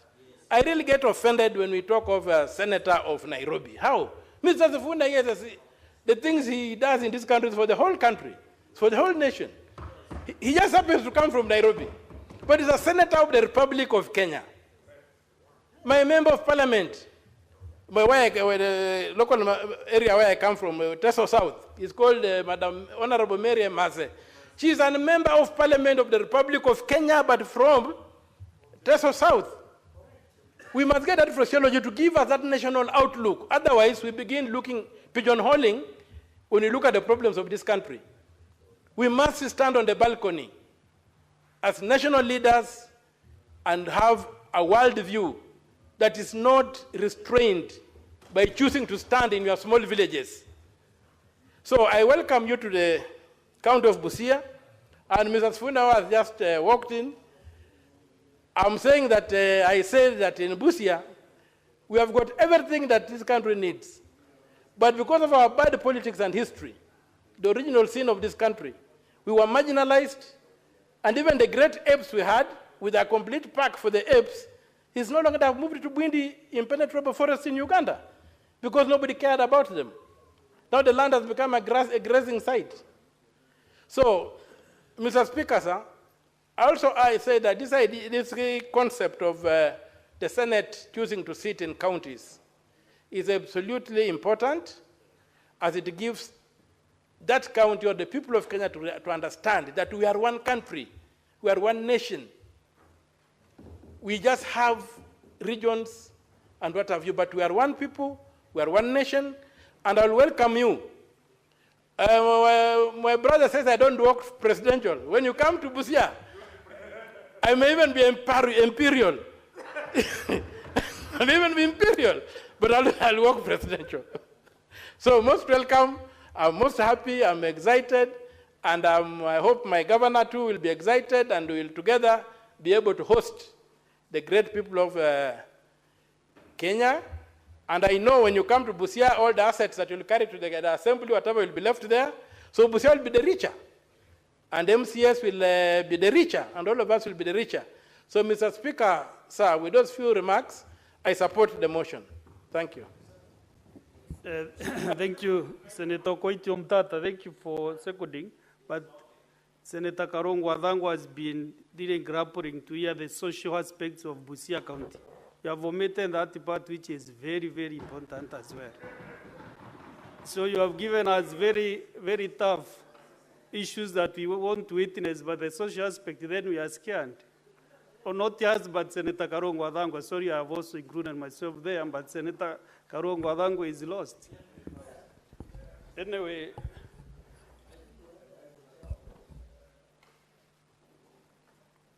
Honorable Senators, I propose the question that aware that the Senate of Kenya is established under Article 93 of the Constitution, and its main law as set out at Article 96 is to represent, serve, and protect the interests of the counties and their governments. Further aware of the critical role that the Senate plays in the interlinkage between national and county levels of government, and the need to enhance the interaction between the Senate and the county governments as a means of bringing the Senate closer to the counties and the general public. Acknowledging the successes made during the sittings of the Senate outside Nairobi and in Uasin Gishu, Kitui, and Turkana counties in September 2018, 2019, and 2023 respectively. Further acknowledging the recommendation of the Senate Business Committee that the sitting of the Senate be held away from the traditional premises in Parliament buildings, Nairobi, during the term of the 13th Parliament and the subsequent dissolution of the Senate meeting on 9th March 2023, to hold plenary and committee sittings in the counties for a one-week period within the month of September in every session of the 4th Senate, except an election year, with the objective to, 1, promote the role and work of the Senate and enhance public awareness regarding the business of the Senate and Parliament in general. 2, highlight existing and new opportunities for engagement in the legislative process. And 3, develop and strengthen partnerships at the county level of government. And 4, provide an opportunity to members and staff of county assemblies to learn and share best practices with the senators and parliamentary officers. Now, therefore, pursuant to Article 126(1) of the Constitution, the Senate resolves to hold its plenary and committee sittings in Busia County from 6th to 10th October 2025.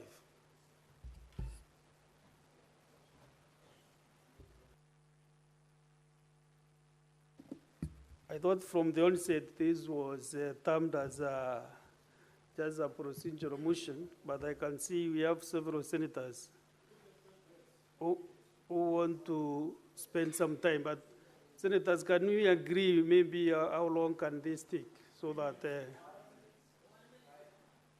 can you get consensus? 3, 5? There is also 1 minute from Senator Zena. 3 minutes, fine, 3 minutes. Let's start with Senator Chelagai Samson. Mr. Speaker, thank you. I agree this is a procedural motion. Mr. Speaker, it has always been my argument, because as a ranking member of this House, Mr. Speaker, we should do more of oversight visits. I remember in public accounts we have tried to visit, and I'm happy that this time, Busia, we should visit, Mr. Speaker. We need to go there and see what is happening. The area senator did not assure us of our security, because the last time he was there, he was living under hail of stones. But I hope the security agencies will handle that matter. Mr. Speaker, Malaba border point and Busia being one of the critical towns as you exit our country is critical. And I remember East Africa Community Trade Protocols. Malaba is one of the few and important places. Mr. Speaker, it's always sad to see in the news that there is gridlock, there is inefficiency, especially in our trade of transporting, Mr. Speaker. Secondly, Mr. Speaker, and I want to assure Senator Okiya Omtata, the principle of broad-based government, and His Excellency the President, is equity and equality, Mr. Speaker. And that is why he has said the political marginalization has always affected Busia, Mr. Speaker. Yet other parts of this country has developed. I want to assure him, and also the whip of the government, Mr. Speaker, that the President is very keen on bringing equity and equality development across the country. And the only time that the Senator Mutata, Senator Kalwale, should give the chance to government to deliver on equity and equitable development, Mr. Speaker, so that we can move going into the future. Mr. Speaker, as I exit, I want to leave the holy verse of Revelation, chapter 3. Senator Chelagai, just a minute. What is your point of honor, Senator Boni? Karwale. Mr. Speaker, under Standing Order number 105, is the Senator of Nandi in order to pretend that he is the spokesperson of the government, to pretend that he's a minister? Mr. Speaker, can he be asked to withdraw remarks aimed to imply that he can inform the chief whip of the government when the reverse is the case, Mr. Speaker, on how government works? Unless, Mr. Speaker, he's implying that this is a tribal government which he's trying to defend. We have a government of Kenya which does not recognize him with any leadership position whatsoever. He's a small man, Senator of Nandi. Could he migrate from his tribal thinking and focus on how government works? Senator Boni Kalwale, it's today that also I'm hearing that you are the majority whip of the government. I thought you are the majority whip of the majority side, not of the government. Because you can form the government and still you don't own the majority. Are you aware that you contemplate that? Speaker, I stand guided, but why I have so stated is because there's so much confusion now. We don't know which is the majority side, which is the minority side. Because the people on minority side are in government. The people in majority side, they don't know where to go. In fact, they are sitting on committees. Okay. Mr. Speaker, for that reason, since I am not part of the broad-based government, I thought I should say of the original government. You can now clarify maybe what you meant. Mr. Speaker, Senator Kalwale is on a fishing expedition. Mr. Speaker, Senator Kalwale is on several occasions attacking this government. We have even removed him in WhatsApp groups, even in United Democratic Alliance executive meeting where I am a member of NEC. He doesn't sit there because he's opposing government. And that is why I'm advising you on Revelation chapter 3, verse 14 to 22. The Bible says, don't behave like Ludokia Christians. You are neither cold or warm. And that is why I'm saying, as a majority leader, as a majority whip, how can he question government on development, yet he is using a government vehicle? Yet he is the whip of the government, Mr. Speaker, and accusing government that they have done nothing in Western Kenya. Mr. Speaker, I know he's trying for popularity contest to run for governor of Kakamega, but he will not survive. When ODM is having a candidate, he will not survive in Kakamega, Mr. Speaker. And the SG of ODM is looking at me. Because the current governor of Kakamega is a member, distinguished member of ODM, Mr. Speaker. So, Mr. Speaker, I want to advise, I am not a small man, Bwana Kalwale. The fact that I was elected by the great people of Nandi to be the senator, not only as the first senator, I am enjoying my 2 terms, Mr. Speaker. And God willing, President RUTO will enjoy the 2 terms coming into the future, Mr. Speaker. I want to appeal, we are in this broad-based government to stay. And I want to confirm to Senator Kalwale that President William Ruto and Raila Odinga will work beyond 2027, Mr. Speaker, for some of us who sit, Mr. Speaker, who sit deeper and deeper in government, Mr. Speaker. With those very remarks, Mr. Speaker, I submit and I submit. Senator Ezena Lemelatian. Thank you, Mr. Speaker, and I rise to contribute to this very noble initiative by the Senate. And I support the sitting of the Senate in Busia County. And I am glad that the Senator of Busia has just made me know or realize that Busia is among the marginalized counties in this country. And Mr. Speaker, I thought marginalization was for minority communities. But now that we have majority communities in this country who are also suffering from marginalization, I think now we can declare war on marginalization as the Senate, as the oversight of the Republic of Kenya. Mr. Speaker, it is very important to carry out these sittings in the remote parts of this country.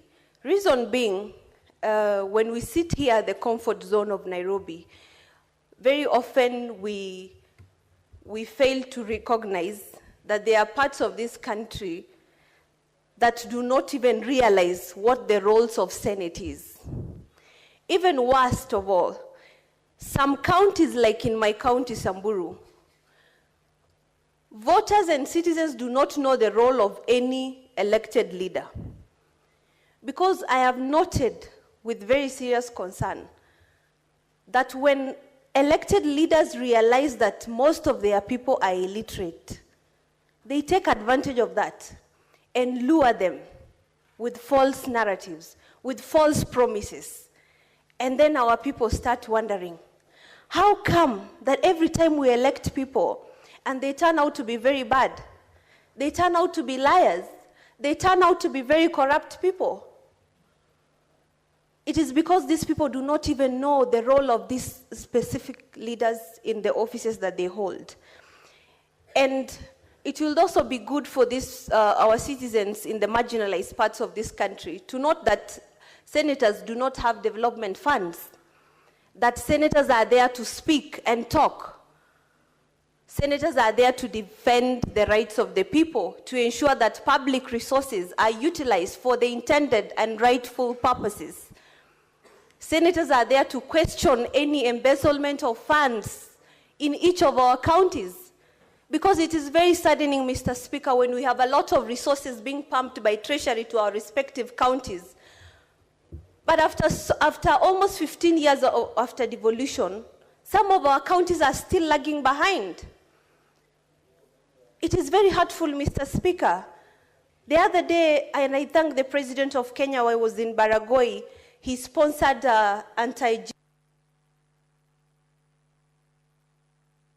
Next time, train yourself to look at the lights. When they turn light green, you are cushioned, and red, you should stop. Next time, you are doing so well nowadays. Congratulations. Next is Senator Kadangwa Paul.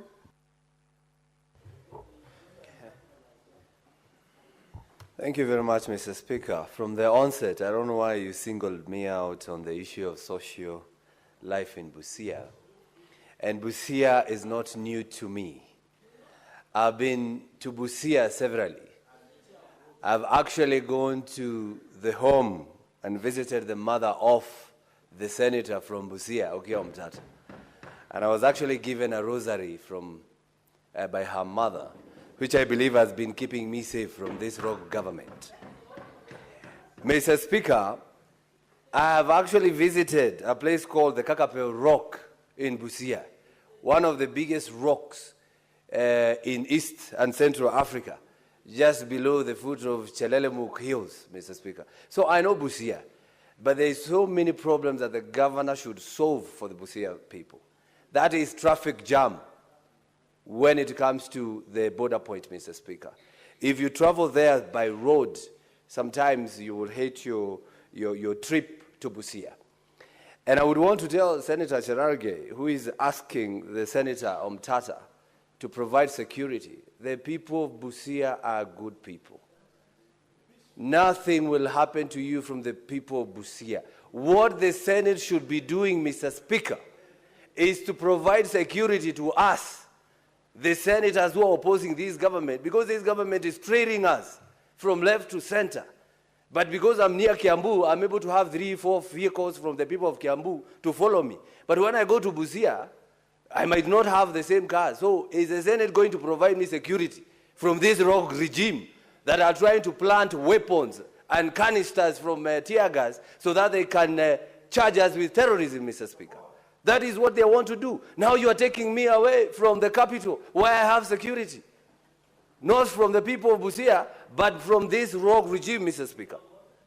Mr. Speaker, when we get to Busia, give us an opportunity to talk to the MCAs of Busia. And by the way, Mr. Speaker, we are not afraid of the rogue regime. We will go. Senator Paul, thank you. Wait a minute. What is your point of order, Senator Roba? Mr. Speaker, I would like to ask my colleague, the Honorable Senator for Kiambu County. I rise on point of order number 105 to substantiate all the statement he's making about the government and the issue of rogue and, the government becoming a threat and all the issues that he has said. Can he just substantiate or otherwise withdraw and apologize to the government? We are discussing the sitting of the Senate in Busia, not the government. And there is no time that Honorable Senator for Nairobi County, I'm on the floor on a point of order. You can raise any other issue, but let me just conclude by saying I want the Honorable Senator Thangwa to substantiate or otherwise withdraw and apologize by trying to pit the government in issues that are not related to government, of hooliganism and other issues. Mr. Speaker. Thank you. Chalage, what's your point of order? Mr. Speaker, I rise under Standing Order number 98, 101, 105, and Article 243, 244, 245 of the Constitution, and 246, to seek a clarity from the distinguished Senator of Kiambu to be ruled out of order, not clarity, to be ruled out of order by not knowing, and this is free of charge, Mr. Speaker, that the police command and security is independent of the executive. Is it in order? The Inspector General of Police under the Constitution, Mr. Speaker, can you protect me from these howlers and hecklers, Mr. Speaker? Can you protect me? Senator SIFUNA, give him time to execute. You will respond. You rise on a point of order or something else. But making noise does not... Making noise does not take away my right, Mr. Speaker. Under the structure and command of Inspector General of Police, is it in order for the distinguished senator, who might only be one term, Mr. Speaker, to say that, Mr. Speaker... You are repeating yourself. No, Mr. Speaker, I just need... Can you rule out of order the distinguished senator of Kiambu, Mr. Speaker, for saying that the executive is controlling Inspector General of Police, yet Inspector General of Police is independent as per the Constitution, Mr. Speaker? Which point of information? Senator, I'm on a point of order. Karungo Odangwa, can you give those clarifications?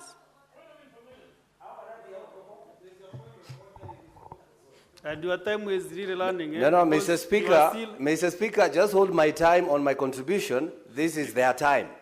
So yeah, because they are the one who have interjected me, and that's why I want to answer them, Mr. Speaker. If they never answered, if they never asked, then I will be contributing. So, Mr. Speaker, I'm being told to substantiate the obvious. Mr. Speaker, today as we speak, the Honorable Koimburi of Juja was taken by DCI. A few days ago, the Honorable member for Manyata in Embu was taken by DCI on his way home. The other days, MP for Naivasha, Jane Kehara, was taken by DCI from her home. These people are trailing us everywhere, Mr. Speaker. And I have some information. They want to plant guns and tear gas canisters in our vehicles so that they can charge us with treason, Mr. Speaker. So that's why we are saying we are just being careful, Mr. Speaker. This is a rogue regime, Mr. Speaker. They are looking for every... Senator Olekina Redamo. Thank you, Mr. Speaker. Mr. Speaker, I rise to support the motion on holding the Senate session in Busia County. Mr. Speaker, it is imperative that Kenyans note that whenever we take the session outside the presence of Parliament, is for us to be able to continue with the day, with our order paper of the day. Not for us to be able to go and engage with MCS or engage the citizens.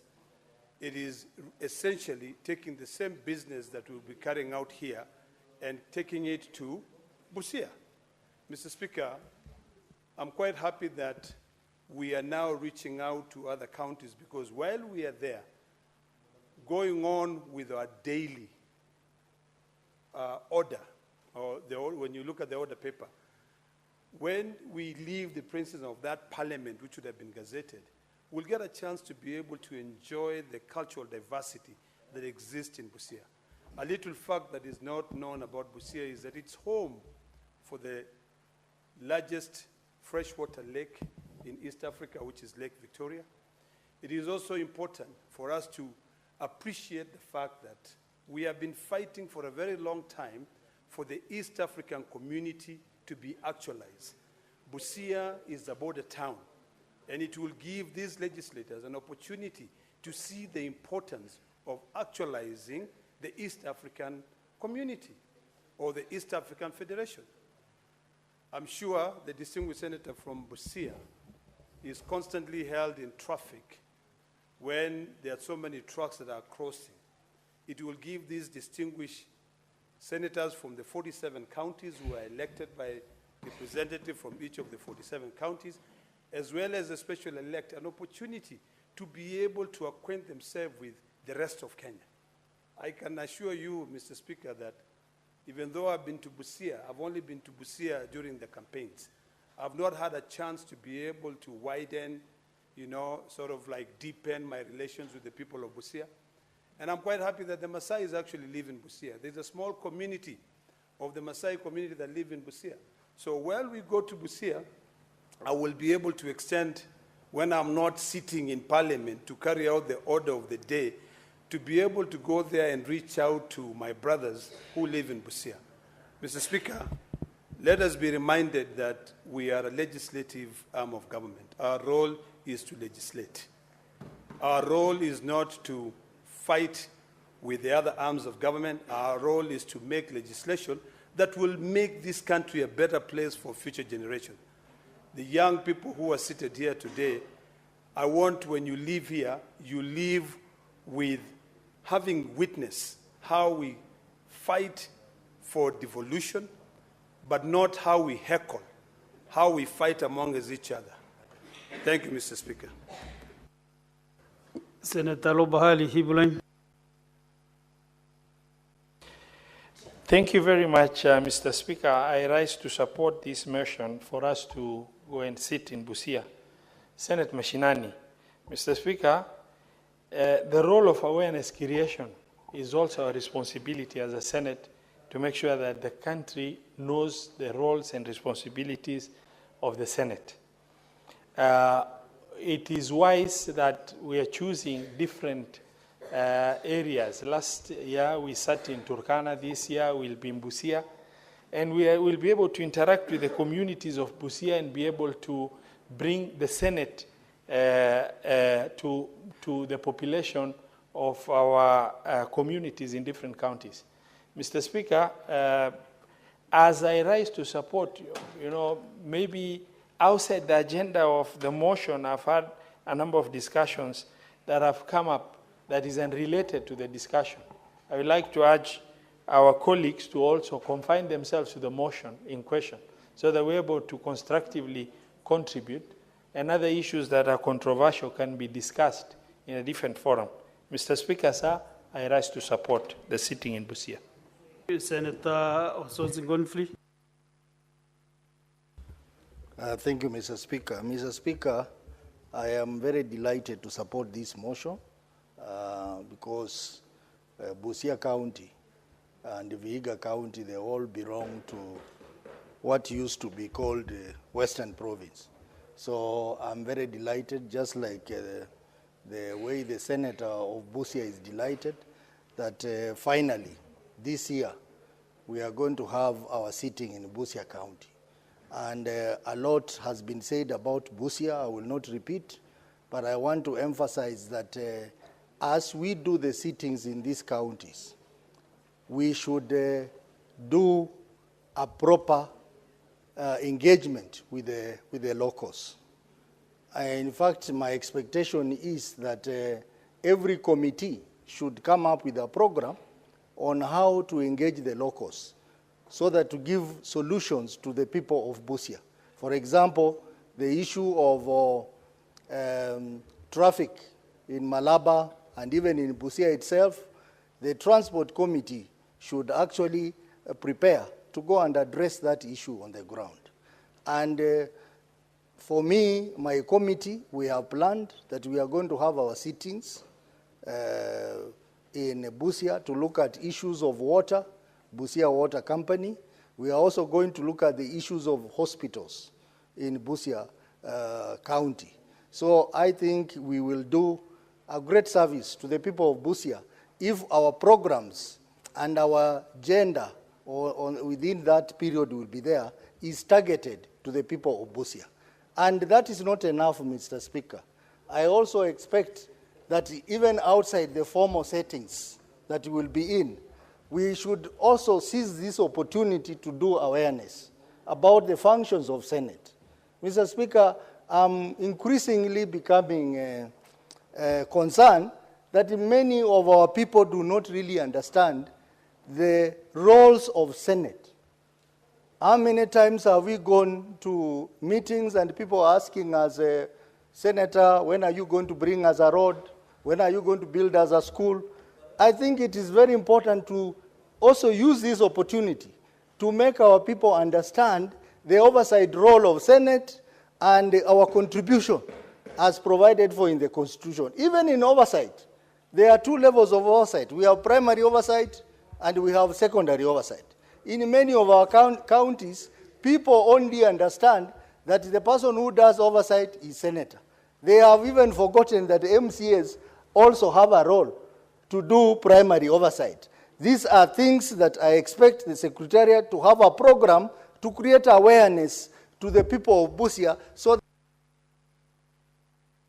Senator SIFUNA Edwin Watenya.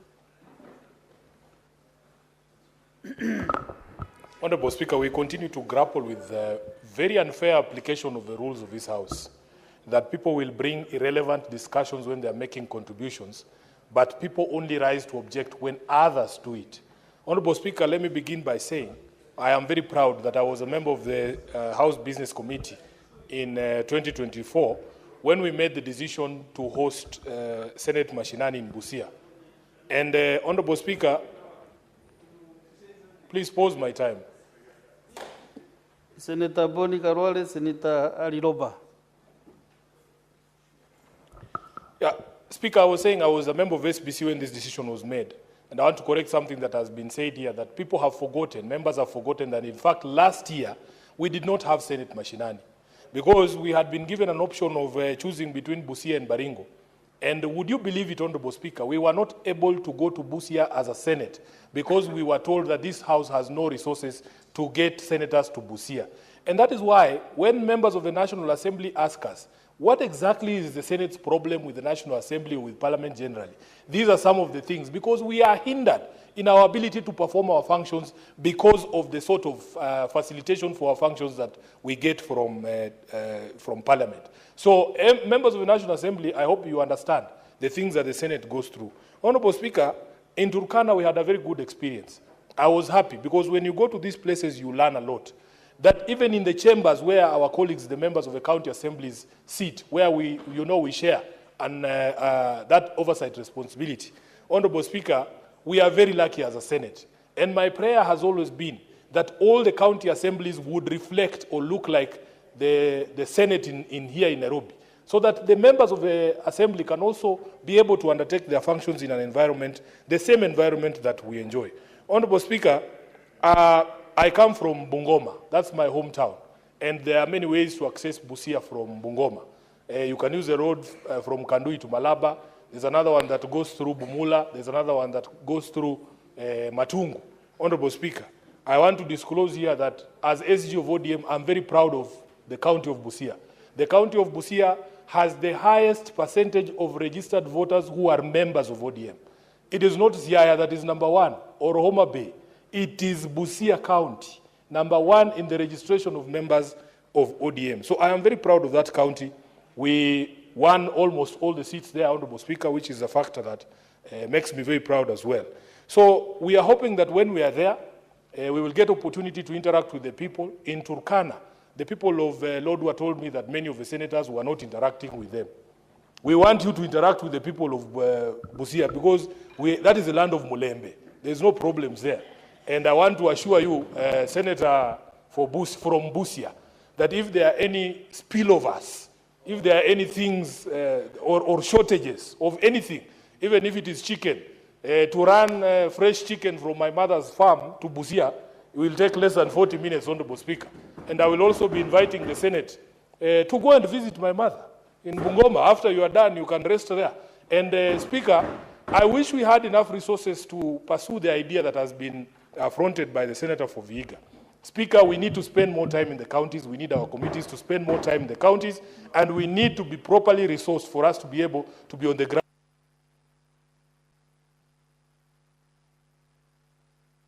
To request for more time to this afternoon. Speaker, strictly 1 minute, kindly. Experience. The one thing that the governors don't like to see is the Senate on the ground. Is the Senate on the ground. I am happy that upon my request, the Committee on Public Accounts is coming to Nairobi to audit our projects. The Committee on Devolution is also coming to audit the state of devolution in Nairobi.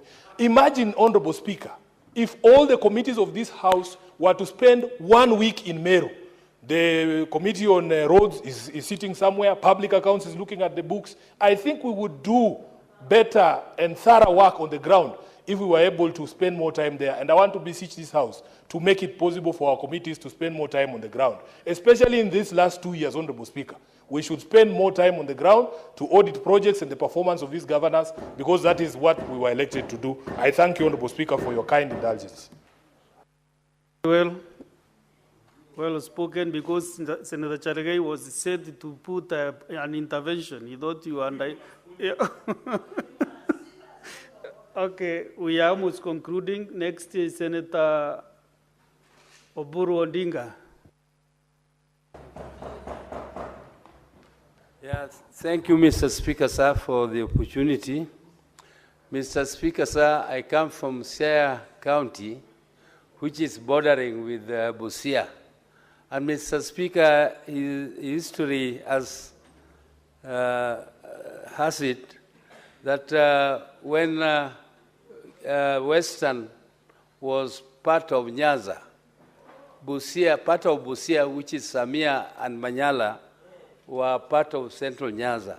They were not part of North Nyanza. And Busia is our connection with Uganda. Actually, that is the umbilical cord between us and Uganda.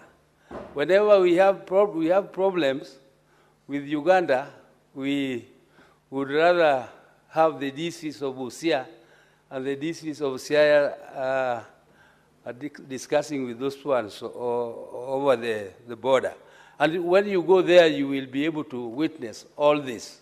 Because it is not just on the land that we border with Uganda. We also border with Uganda in the waters of Lake Victoria. Busia borders with Uganda in the waters of Lake Victoria. And there are so many islands. Some of them we are claiming are ours. I don't want to mention them to create a problem with our neighbors. But I know they are, where the people who are living there are people from Kenya, they are people from Busia who are living there. But Mr. Speaker, that notwithstanding, there is also a cross border. There are tribes and clans who live across the border. If you, for instance, Mr. Speaker, the brother of Mudia Wori was a presidential candidate in Uganda, and Mudia Wori was the vice president of Kenya.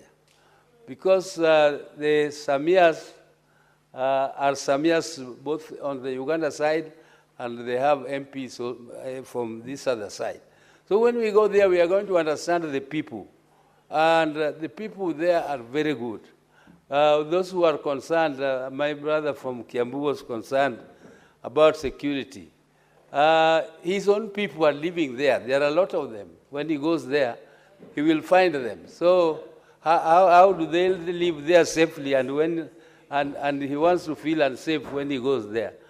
Mr. Speaker, I think the decision of the Senate to be taking this Senate machinani is a very, very wise decision, Mr. Speaker, because you cannot understand the people without interacting with them. When you interact with them,